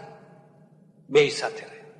એટલે ક્ષેત્રબદ્ધતા, આ જે ક્ષેત્રબદ્ધતા છે એ ચારિત્રોના શ્રવણથી આવે, આદર્શોથી આવે. તમે રામાયણ સાંભળી, રામનું ચરિત્ર સાંભળ્યું, સીતાજીનું ચરિત્ર સાંભળ્યું, અને આદર્શોએ તમારા મન ઉપર એક અસર ઊભી કરી, અને એ અસરમાં તમે નક્કી કર્યું કે ભાઈ મારે રામ જેવું થવું છે, મારે સીતા જેવું થવું છે. તમારે થવું છે કોના જેવું? સવારથી સાંજ સુધી ટીવીમાં પેલી નટીઓ ને નટો ને બધા જોયા કરો, કોઈ એના જેવું થવું છે? અરે એ તો અહીં દેખાય છે જુદું છે ને ત્યાં દેખાય છે જુદું છે. આ તો તમને કલ્પના દેખાય છે, એની વાસ્તવિકતા તો તમે જુઓ ને, એ તો રડે છે, એ કોઈ સુખી નથી, એ તો દુઃખી છે. પણ તમને આ ઉપરનું દૃશ્ય દેખાય છે. એટલે પહેલો એનો હેતુ છે વાસનાનું નિર્મૂળ નહીં, આ કલ્પના વાસનાની ક્ષેત્રબદ્ધતા, એક ક્ષેત્રમાં બસ બદ્ધ થઈ જવું. એટલે ચાણક્ય એક સુંદર વાક્ય લખ્યું છે. ઘણા ઋષિઓ ભેગા થયેલા અને એ બધાએ એક પ્રશ્ન મૂક્યો, દેખતો કોને કહેવો, આંધળો કોને કહેવો, દેખતા માણસની શું નિશાની? બધાએ પોતપોતાના વિચારો રજૂ કર્યા. છેવટમાં ચાણક્ય પોતાનો વિચાર રાખ્યો, માતૃવત પરદારેશુ પરદ્રવ્યેશુ લોષ્ઠવત આત્મવત સર્વભૂતેશુ યહ પશ્યતિ સપશ્યતિ. જે બીજાની સ્ત્રીમાં માતા જેવો ભાવ રાખે છે, માતૃવત પરદારેશુ, પરદ્રવ્યેશુ લોષ્ઠવત, જે બીજાના પૈસાને ધૂળ સમજે છે, અને આત્મવત સર્વભૂતેશુ, જેવું મને સુખ દુઃખ થાય છે એવું સૌને થાય છે, એવો જે ભાવ રાખે છે, યહ પશ્યતિ સપશ્યતિ, એ જ જોનારો છે, બાકી બધા આંધળા છે. રામાયણ સંભળાવવા પાછળનો હેતુ આ જ હેતુ છે. માણસની અંદર એક ઊંચો આદર્શ આવે, એક એવો ઊંચો આદર્શ આવે કે એના વ્યક્તિત્વને ઊંચું બનાવે. કેમ આપણે રાવણના ચિત્રો ઘરમાં, રામના ચિત્રો ઘરમાં રાખીએ છીએ, રાવણના કેમ નથી રાખતા? બીજા કોઈના કેમ નથી રાખતા? અલાઉદ્દીન ખિલજી ઠેઠ દિલ્હીથી ચિત્તોડ ચડી આવ્યો. કોઈ હિન્દુએ જ જઈને વખાણ કરેલા, અરે ચિત્તોડના દરબારમાં પદ્મિની સ્ત્રી છે અને રૂપનો અંબાર છે. બસ ચડી આવ્યો. ખૂબ પછી દગાબાજીથી બધું ઘણું થયું, ઇતિહાસ નહીં કહું તમને. પણ મારે ત્યાં કોલેજના છોકરાઓ આવેલા 15-20 જણા ટૂરમાં ફરતા ફરતા.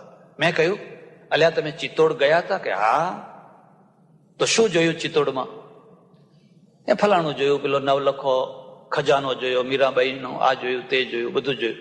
મેં કહ્યું, ખરું જોવાનું તો તમે જોયું જ નહીં. 16,000 રજપૂતાણીઓ ધગધગતી ચિતામાં હર હર મહાદેવ કરીને જે કૂદી પડી હતી, એની રાખ તમે જોઈ? તમે કોઈ વાર ચિત્તોડ જાઓ તો જોજો. કછોટો બાંધી પોતાના કમર ઉપર, અને જેમ પેલા છોકરા નદીમાં નાહવા માટે કૂદી પડે એમ 16,000 રજપૂતાણીઓ એમાં કૂદી પડેલી. અને પેલો અલાઉદ્દીન છે ને હાથ ઘસીને ગયો હતો, લે આ રાખ લઈ જા. કેમ કૂદી પડી હતી? શું કારણ હતું? એક આદર્શ હતો, એક ઉચ્ચતા હતી કે અમે બળીને ખાખ થઈ જશું પણ અમારી ચામડીને તું હાથ નહીં અડાડી શકે. કેટલાક લોકો મરીને અમર થતા હોય છે, અને કેટલાક લોકો જીવતા રહીને મરી જતા હોય છે, અને પાછળના લોકોને મારતા જતા હોય છે. એ તો મરે પણ પાછળના લોકોને પણ મારતા જતા હોય છે. આ મરીને અમર થઈ. બાળકનું ઘડતર થતું હોય છે, યુવાનોનું ઘડતર થતું હોય છે. એટલે પહેલો હેતુ છે વાસનાની ક્ષેત્રબદ્ધતા, નિષ્કલંક જીવન જીવવા માટેનું કારણ. તમારે નિષ્કલંક જીવન જીવવું છે. લોકો તમને જીવવા નહીં દે. તમે પતિ પત્ની બે સાથે ફરો ને, કશો વાંધો નથી, પણ ભાઈ બહેન સાથે ફરશો ને, સગો ભાઈ ને સગી બહેન, તો એ લોકો કહેશે કે અરે જોયું કે તમે જોયું તમે. લોકો ભાઈ બહેનને પણ મર્યાદા નહીં રાખે, તરત જ કલંક લગાડતા વાર નહીં કરે, કોઈની સાથે વાત નહીં કરવા દેતા. એનો બીજો હેતુ છે જિંદગી ભરની એક હૂંફ મેળવવી, એક ઓથ મેળવવી, એક ટેકો મેળવવો. માણસ ટેકા વિના જીવી નથી શકતો, હૂંફ વિના જીવી નથી શકતો. એને પાછળથી, બાજુમાંથી, આગળથી કોઈની ને કોઈની હૂંફ મળે. હું એકલો નથી, હું એકલી નથી, મને કંઈક થશે તો મારે એક બહુ મોટો ટેકો છે, એક બહુ મોટી હૂંફ છે. એક મોટા ઘરમાં તમે એકલા કેવી રીતે જીવશો? એટલે, અને એ કેવું 2-5 વર્ષ, 6 મહિના, 12 મહિના માટે નહીં, જિંદગી ભરની હૂંફ. બધા ટેકા ખસી જતા હોય તો ખસી જાય. ભાઈનો ટેકો ખસી ગયો, બાપનો ખસી ગયો, માનો ખસી ગયો, બધી હૂંફ ખસી ગઈ, બધા ટેકા ખસી ગયા. પતિનો ના ખસ્યો, પત્નીનો ના ખસ્યો. રામના ભૂડા દિવસો આવ્યા, વનમાં જવાનું થયું. પત્નીએ કહ્યું હું નહીં ખસું, હું તમારી સાથે ને સાથે આવીશ. નહીં તો એને તો સાસરામાંય લીલા લહેર હતા અને પિયરમાંય લીલા લહેર હતી. શા માટે વનમાં રખડવા જાય, કાંકરા કાંટા શા માટે ભોગવવા જાય? પણ એને કહ્યું કે હું ટેકો નહીં લઈ લઉં, અત્યારે તમને જરૂર છે. જિંદગી ભરની એક હૂંફ, અને હૂંફ છે એ તમારા જીવનને ધન્ય બનાવી દેશે. હું તમને એક ભલામણ કરું છું, કોઈ વાર ભારતમાં આવો તો અજંટા ઇલોરા જોવા જરૂર જજો. ઉત્તરના મંદિરો ના જુઓ તો કઈ નહીં, પણ દક્ષિણના મંદિરો જોવા જરૂર જજો. કલા જોવી હોય, મંદિરો જોવા હોય તો દક્ષિણ ભારતના જોવાના, અને અજંટા ઇલોરાની ગુફાઓ જરૂર જોવાની. પણ જોવાની એટલે લે દેવ ચોખા નહીં, લે દેવ ચોખા આમ ફરી નાયા ને કહેલો જમવાનું તૈયાર થયું કે નહીં. ગાઈડ લઈને ફરજો, ગાઈડ લઈને. એ જે બૌદ્ધ સાધુઓએ જે અજંટાની ગુફાઓ કોતરી છે અને એમાં જે પેન્ટિંગ કર્યું છે, આટલા વર્ષો પછી પણ એ કલર એવા ને એવા જ છે. કયા કયા કેમિકલમાંથી એ કલર બનાવેલા છે, અને કઈ કઈ કઈ પેન્ટિંગ કર્યું છે, કઈ મૂર્તિઓ કોતરી છે. ગાઈડ તમને કહેશે કે જુઓ આ 2 પિલ્લર છે, અને 2 પિલ્લર ઉપર એક બીમ છે. એ બીમના ઉપર આખી ગુફાનું વજન છે, પણ 2 બાજુ 2 ખૂંભીઓ છે, આમ 83 ખૂંભીઓ છે. આ બાજુની ખૂંભી તમે જુઓ, એક મસ્ત પહેલવાન જેવો માણસ બનાવ્યો છે, મસ્ત કદાવર, અને એ ખૂંભી ઉપર આખા બીમનો વજન ઉપાડ્યો છે. પણ એને પરસેવો થઈ ગયો છે. કઈ મૂર્તિ બનાવી છે, તમને ચોખ્ખું દેખાય કેટલો આમ થાકી ગયો છે ને, કેવી આંખો ચડી ગઈ છે ને, કેવી વ્યગ્રતા છે. પછી કહે છે આ બીમનો પેલો બીજો છેડો જુઓ, અને તમારી નજર જાય તો બીજા છેડા ઉપર તો ત્યાંય ખૂંભી બનાવી છે, પણ ત્યાં એક પહેલવાન નથી બનાવ્યો, નર અને નારીની જોડી બનાવી છે ખૂંભીમાં. જો અહીંયા નર નારીની જોડી છે, અને હસતા હસતા ભાર ઉપાડે છે. ભાર આયે ઉપાડે છે, ભાર આયે ઉપાડે છે. પણ પેલો બિચારો એકલો છે કે એકલી છે, ત્રાસી ગયો છે ને આ બે સજોડે છે, અને એટલે હસતા હસતા બધો ભાર ઉપાડે છે. સંસારનો ભાર ગમે એવો મજબૂત પુરુષ હોય ને એકલો ઉપાડવા માંગે થાકી જતો હોય છે. પણ જો એને ઓથ હોય, એને ટેકો હોય, એને હિંમત હોય, કોઈને કોઈની સતત નિરંતર ખાતરી વાળી, તો એ તો હસતા એ ભારને ઉપાડી શકતો હોય છે. એટલે લગ્ન સંસ્થા છે એનો બીજો હેતુ છે કે તમને જિંદગી ભરની એક અત્યંત વિશ્વાસપાત્ર ખાતરી વાળી હૂંફ મળી રહે, ટેકો મળી રહે. તમે ટેકા વિનાના એકલા ના રહો. કોઈ ઝાડ ટેકા વિનાનું એકલું ઊભું રહી શકે, કોઈ વેલી ટેકા વિનાની ના ચડી શકે. એને તો કોઈને કોઈ ટેકો જોઈએ જ. એટલે બીજી વાત પણ વચ્ચે તમને કહી દઉં છું. ઘણા લોકો છે ને યુવાવસ્થાના દિવસોમાં કે નથી પરણવું, અને પછી 35-40 વર્ષ વીત્યા પછી જે વિચારો બદલાય. હવે ગુજરી ઉઠી ગઈ, સમય વીતી ગયો, ભાવતાલ નીકળી ગયા. હવે આ ઉતરેલા રીંગણાની કોઈ કિંમત નથી. અને હવે જયારે કશી કિંમત નથી ત્યારે એ બજારમાં આવીને બેઠી છે. પછી એવા દુઃખી થાય, પાછલી જિંદગી કાઢવી બહુ કઠિન થઈ જાય, બહુ દુઃખી થઈ જાય, અને સેટ ના થઈ શકે, કોઈ જગ્યાએ ગોઠવી ન શકે. એટલે લગ્ન સંસ્થા છે એનું આ બીજું પરિણામ છે. એનું જે ત્રીજું પરિણામ છે ને એ છે સંતાનની પરંપરા. સંતાન આત્મા વૈ જાયતે પુત્ર. પુરુષ પોતે જ પુત્ર થઈને જન્મે છે, અને એટલે એને એક તૃપ્તિ, બસ ભયે પ્રગટ કૃપાલા દીન દયા. દરેકના ત્યાં ભયે પ્રગટ કૃપાલા, અને જો એ કૃપાલા ના પ્રગટે તો બસ જાણે અધૂરા હોય, કંઈ ના હોય એવું થયા કરે. સજ્જનો, ઘણી વાતો કહેવાની છે, પણ સમય સાથ નથી આપતો. એટલે 9:15 થઈ ગયા છે, અને હજુ આપણે રામાયણ ઉપર તો આવ્યા જ નથી. એટલે વિશ્વામિત્ર છે ને, એ વિશ્વામિત્ર રામને કહે છે, ઉઠહુ રામ ભંજહુ ભવ ચાપા, મેટહુ તાત જનક પરિતાપા. રામ ઉઠો, જાઓ અને આ ધનુષને તોડો, તમે ઉપાડો. તે જનક છે અત્યારે વ્યાકુળ થઈ ગયો છે, એનો પરિતાપ મટે ને એને શાંતિ થાય. કાર્યમાં પ્રવૃત્તિ કેવી રીતે કરવી એ રામ પાસેથી શીખવાનું. રામ ઉભા થયા, વિશ્વામિત્રને પગે લાગ્યા, ચરણમાં નમસ્કાર કર્યા. વિશ્વામિત્રે આશીર્વાદ આપ્યો, વિજય ભાવ. પછી ધીમે ધીમે જ્યાં ધનુષ પડ્યું તો એ દિશામાં ચાલવા લાગ્યા. પેલા બધા રાજા મહારાજાઓ ચાલેલા ને એ બધા ધામ ધામ ધામ. કેવો બેમાં કેટલો ફરક છે. નીચી નજર રાખી અને ધીમે ધીમે એ ધનુષ તરફ ચાલવા લાગ્યા. તો લોકો બધામાં તો ચારે તરફ બેઠેલા, એમણે જોયું, ઓહો, એટલે આ ખરી જોડી તો હવે આવી. એમ અત્યાર સુધી જે બધા આવ્યા એમાં તો કોઈ જોડી હતી જ નહીં.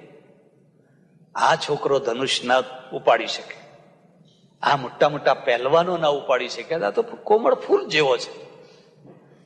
એમ કરો ને, થોડાક ડાયા માણસો જઈને જનકને સમજાવો કે હવે આપણે ધનુષ કઈ તોડાવવું નથી, લગ્ન કરી નાખો. આ જોડી સારી મળી ગઈ છે એટલે હવે લગ્ન કરી નાખો, આપણે કઈ ધનુષ તોડાવવું. આ પ્રતિજ્ઞા કેવી રીતે તૂટે? પ્રતિજ્ઞા કરેલી છે. રસ્તો શું છે? રામ ધીરે ધીરે આગળ જઈ રહ્યા છે. એટલે આખી સભા છે, એ સભા મનોમન કહે છે કે હે ભગવાન, અમારા કઈ પુણ્ય હોય, અમે કઈ સત્કર્મ કર્યા હોય તો અમે બધા આ રામને આપીએ છીએ, અને તું એના બાવડામાં જોર થઈને આવી જા. રામે આશીર્વાદ માગ્યા નતા, આપોઆપ આશીર્વાદ આવ્યા. આશીર્વાદ માગવાથી ના મળે, આપોઆપ આવી જાય. લોકો કહે છે કે અમારા પુણ્ય બધા એને આપે. વર્ષો પહેલા હું એક ગામડામાં રહું, બપોરે ઉનાળાનો તાપ, અને એક ઘેર જમવા ગયેલો. પછી જમીન બહાર નીકળ્યો, 15-20 માણસો દર્શન કરવા માટે ઉભેલા. એમાંથી એક ડોશી છે ને, આવડું છોકરું એના કેડમાં તેડેલું, લઈને દોડી મારી પાસે આવીને મારા પગમાં મૂકી દીધું. હવે તડકો, વૈશાખ મહિનાનો તડકો. મેં કહ્યું માજી માજી માજી માજી લઈ લો લઈ લો લઈ લો, છોકરાને લઈ લો. ના કે નહીં લઉં, હારો જોઈને આશીર્વાદ આપો પછી લઈશ.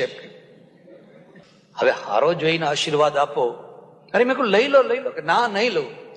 તો ત્યારે હું આ ટોપી ના પહેરતો, માથું ઉગાડું અને મુંડન કરાવેલું. એટલે મેં મારા હાથે જ મારા માથા ઉપર હાથ ફેર્યો અને પેલા છોકરાને કહ્યું, જા બેટા મારા જેવો થજે. અને પેલી ડોશીએ ફટ દઈને છોકરું ખેંચી લીધું. ઉપરથી આશીર્વાદ છોકરા સુધી પહોંચે એના પહેલા તો એ ડોશીએ છોકરું ખેંચી લીધું. હા હા હા હા હા, સારું બાપુ કે. પણ એને મેં જોયું કે એને કઈ ગમ્યું. એને શું કે મહારાજ એવો આશીર્વાદ આપે કે જા બધી અમદાવાદની મિલોનો માલિક. હવે એને કહ્યું સારો જોઈને આશીર્વાદ આપજે, તો મને આ જ સારું લાગ્યું. આશીર્વાદ માગવાથી ના મળે, પૈસા આપવાથી ના મળે, એમ ના મળે. આશીર્વાદ તો તમારા સદગુણોથી મળે. રામે તો કોઈની સામે નજરે નથી કરી, એ તો ધીરે ધીરે ધીરે શાંતિથી. એટલે અમારે ત્યાં એક ખાસ નિયમ છે, શૌર્યની સાથે પરાક્રમની સાથે ધીરજ, ગાંભીર્ય, છીછરાપણું નહીં, ઓછક લઈ નહીં. જેની પાસે ઓછા પૈસા હોય ને એ હમણાં ગજવામાં દેખાડે, આમાં હાથમાં રાખે, ગજવામાં રાખે. એક બે વીંટી પહેરી હોય તો આમ આમ ફરે. હો, પૈસાદાર માણસ હોય એને એક બે વીંટી શું બતાવવાની હતી. એટલે બધાએ કહ્યું કે અમારા બધા પુણ્ય આ છોકરાને મળે. ત્યાં તો સીતાજીની નજર પડી. ઓહો, આ કાલ પેલા અશોક પેલી વાટિકામાં મળ્યા હતા, પુષ્પ વાટિકામાં. ખબર નહીં ક્યાં સંતાઈને ઉભા હતા અત્યાર સુધી. ચાલો મોડે મોડે આવ્યા તો ખરા. પણ એની સખીઓને કહે છે આ નહીં ઉપાડી શકે. આટલા પહેલવાનો ના ઉપાડી શક્યા તો આ શું ઉપાડવાના હતા. એક કામ કરો ને, તમે કોઈ પણ જઈને મારા બાપુને સમજાવો કે હવે આ ધનુષનું ઉપાડવાની વાત પડતી મૂકો અને અમને મંગળ કરાવી દો. કોઈ તમે વચ્ચે પડો અને આ મારા પિતાશ્રીની હઠ છે, એ હઠને તમે અટકાવો. કોણ હિંમત કરે? રામ ધીરે ધીરે ધીરે જઈને ધનુષની પાસે ઉભા રહ્યા. શિવ ધનુષની પાસે જઈને ઉભા રહ્યા. મનોમન શિવજીને વંદના કરી, ભગવાન શંકરને વંદના કરી કે હું અપરાધ કરી રહ્યો છું, તમારું ધનુષ તોડવાનો છું, તમે મને માફ કરજો. પછી એક નજર આમ આંખ ઊંચી કરી તો સીતા છે ને અધ્ધર શ્વાસે છે, જાણે હમણાં શ્વાસ નીકળી જશે. એને ખબર છે કે આ હાથ આમ કરશે, ધનુષ ડગવાનું નથી, ખસવાનું નથી. અને જેમ બીજા રાજાઓ હાર્યા એમ આ રામ પણ હારવાના. અને પછી ખલાસ, મારે મર્યા સિવાય હવે બીજો કોઈ રસ્તો. એને જોયું કે હવે મોડું કરવા જેવું. ખબર નહીં ક્યારે હાથ ઊંચો કર્યો, ક્યારે નીચો કર્યો, ક્યારે ધનુષ પકડ્યું અને ક્યારે ધનુષને ઊંચે ઉપાડીને કડાડા કરીને ધડામ દઈને બે ટુકડા કરીને, એક ટુકડો આમ ને એક ટુકડો. ઓહો, સભા આશ્ચર્યચકિત થઈ ગઈ કે આ શું થયું, ક્યારે થયું. પેલા બધા તો આમ જોર કરતા હતા, આમ જોર કરતા હતા. અને છતાં રામના ચહેરા ઉપર કોઈ વિજયનો ગર્વ નહીં, કોઈ ગર્વ નહીં. એટલી જ ધીમી ચાલે. ધીરે ધીરે ધીરે ધીરે આવી વિશ્વામિત્રના પગમાં પડ્યા અને કહ્યું, ગુરુજી તમારા આશીર્વાદથી, તમારી કૃપાથી. અને લક્ષ્મણ તો ફૂલોના સમાય. આપ કે આવી જાઓ હવે. હેલો, જનક બોલતો તો કોઈ ક્ષત્રિય નથી, કોઈ ક્ષત્રિય નથી. એને તો બહુ જ મસ્તી આવી ગઈ છે. જનક રાજી રાજી છે, શતાનંદ આની, અને તાલીઓ બધી ગડગડાટ થઈ રહી છે. ખાલી પેલા રાજાઓ ચહેરો ઉતરી ગયો છે બધાના. આ કયું છોકરું વચ્ચે આવ્યું, કોણ છે આ? એમ કરો આપણે, ભલે એને તોડ્યું હોય, સીતાનું હરણ કરો આપણે હોય એના કોણ લઈ જનાર છે? હવે આવા ટાઈમે લક્ષ્મણની જરૂર પડે. જે ટાઈમે જેની જરૂર પડે એ ટાઈમે. સજ્જનો, બીજી ચર્ચા નહીં કરું, સમય સાથ નથી દેતો. પણ આ જે આખું શિવ ધનુષ ભંગ થયો ને, મારે એનું તમને થોડું આધ્યાત્મિક રૂપ કહેવું છે. જો તમે આ એક આધ્યાત્મિક રૂપને સમજી શકશો તો આખી રામાયણની આધ્યાત્મિકતાની ભૂમિકા તૈયાર થઈ જશે. શિવ ધનુષ એટલે શું? શિવ કોઈ માણસ છે?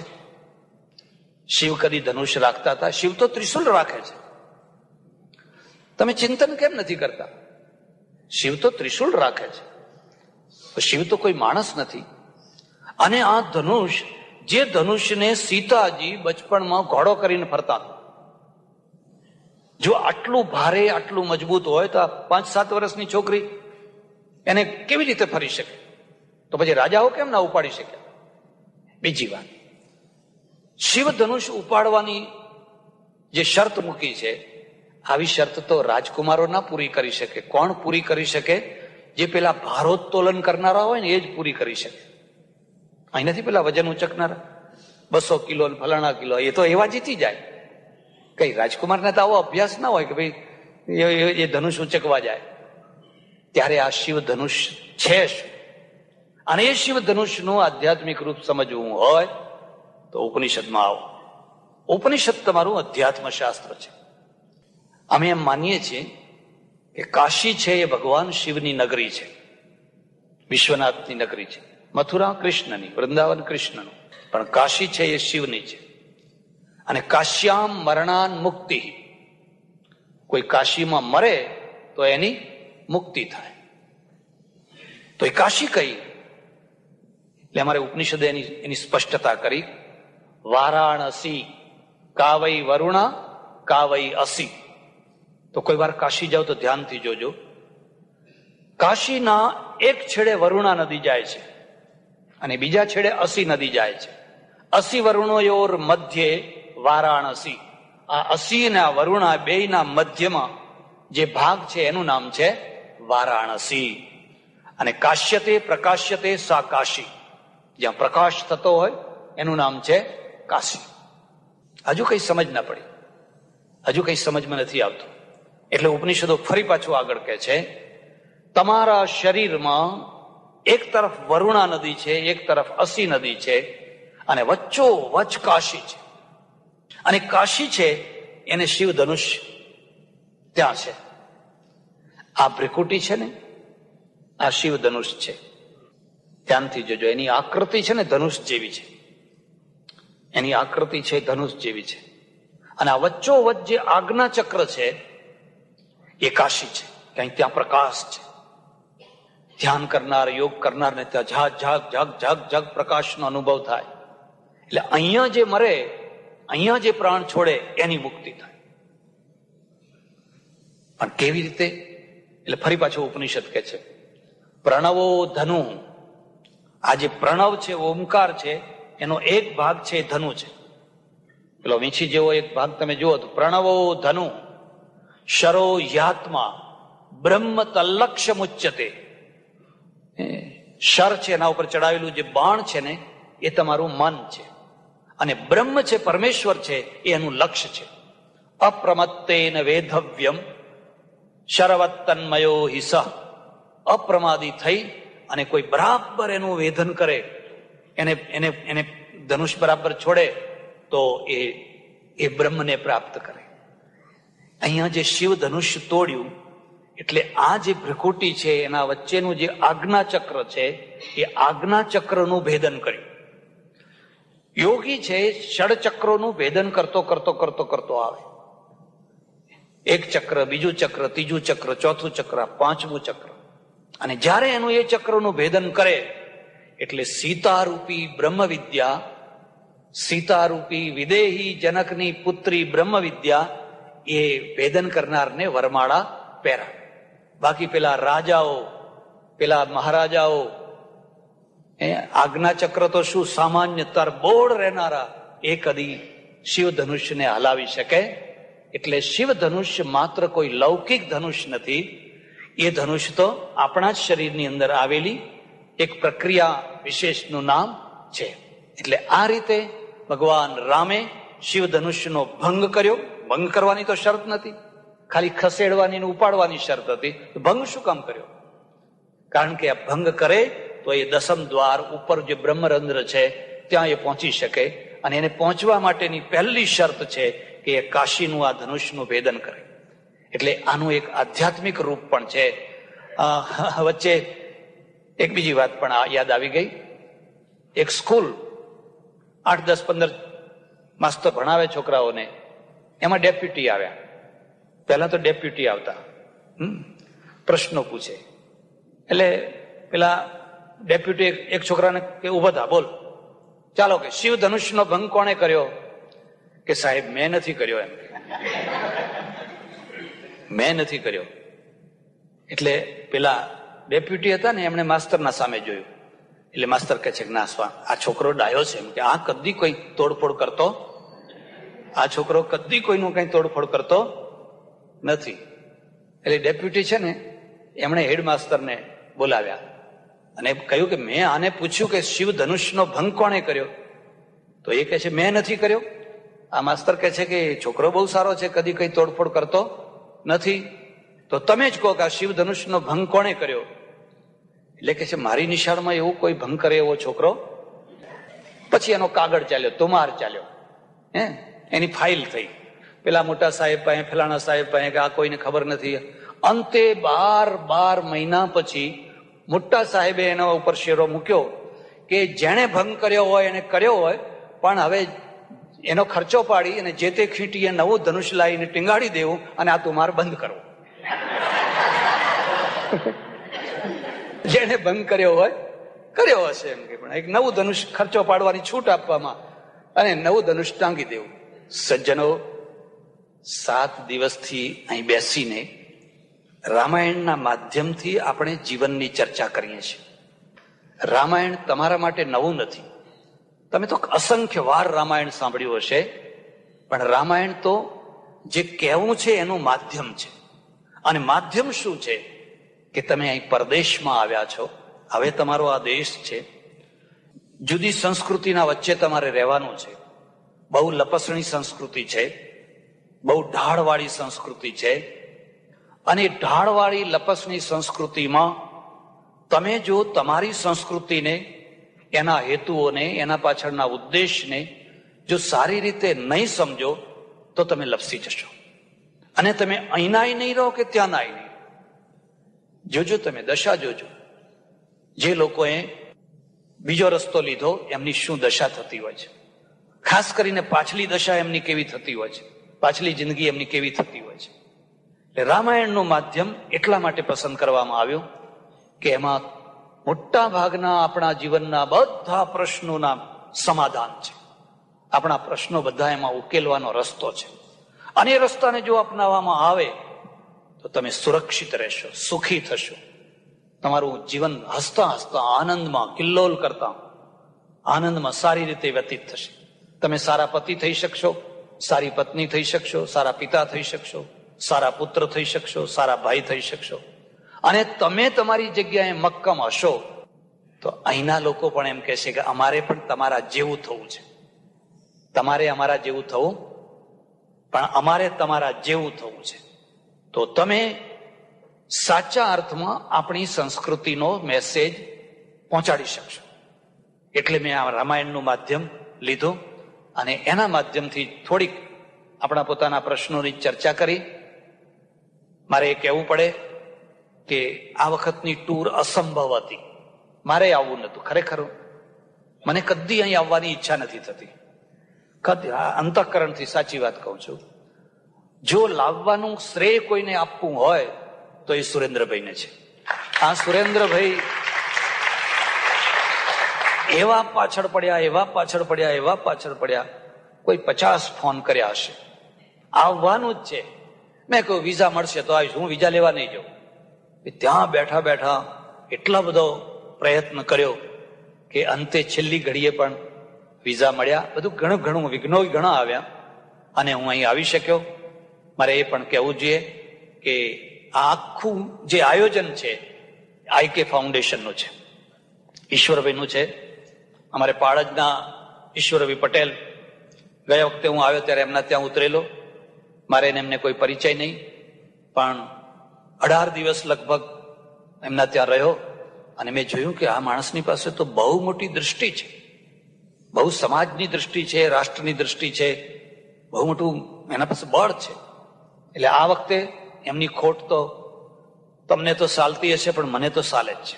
જો એ હાજર હોત તો કદાચ આથી પણ વધારે સારું આયોજન થઈ શક્યું હોત. પણ એમના દીકરા, એમણે આખો ભાર ઉપાડી લીધો અને એમણે કહ્યું કે આ બધું જે કંઈ એમાં ખર્ચો થશે, આ હોલનો વગેરે વગેરે, એ બધો ખર્ચો એ આઈકે ફાઉન્ડેશન આપશે. એટલે સુરેન્દ્રભાઈનો પણ જેટલો આભાર માનો એટલો થોડો છે. અને આઈકે ફાઉન્ડેશનના શું નામ, હરીશભાઈનો પણ જેટલો આભાર માનો એટલો થોડો છે. ત્રીજી વાત છે, જેમના ત્યાં હું ઉતર્યો છું, બારિન્દ્રભાઈ, બાલેન્દ્ર નહીં હો, બારિન્દ્ર અને વેણુબેન, બિંદુબેન, આ બંને પતિ પત્ની અમારી પાસેના બોરસદના ધર્મજના નિસરાયાના. એમનો આગ્રહ કે સ્વામીજી મારે ત્યાં ઉતરે, તો છેલ્લા લગભગ 21 તારીખથી હું એમના ત્યાં છું. પતિ પત્ની બંને ઉભા પગે, ખડા પગે, જે જોઈએ એ બધી સેવા કરે છે અને મને કોઈ પ્રકારની કશી ખોટ નથી આવવા દેતા. એટલે હું હૃદયથી એમનો પણ આભાર માનું છું. આપ સૌ પોતાનો સમય બગાડીને આ સાંજના ટાઈમે સમયસર આવ્યા. અહીંયા બેસવાનું મળ્યું, ન મળ્યું, કોઈ ઊભા રહ્યા, કોઈ કંઈ કર્યું, કોઈ કંઈ, હોલ નાનો પડ્યો, અને જે કંઈ પરિસ્થિતિ હતી એને તમે બધાએ સહન કરી લીધી. અને મારી કેટલીય ભૂલો, કેટલીય ક્ષતિઓ, એ બધાને તમે સહન કરી. એટલે આપનો સૌનો પણ હું આભાર માનું છું. પરમેશ્વરનો હૃદયથી આભાર માનું છું કે ભગવાને આ 7 દિવસ કંઈક સારી ચર્ચા કરવાનો મોકો આપ્યો. એટલે આપ સૌનો આભાર માની અને હું વિરામ કરું છું. અચ્યુતમ કેશવમ રામનારાયણમ કૃષ્ણદામોદરમ વાસુદેવમ હરિમ શ્રીધરમ માધવમ ગોપિકાવત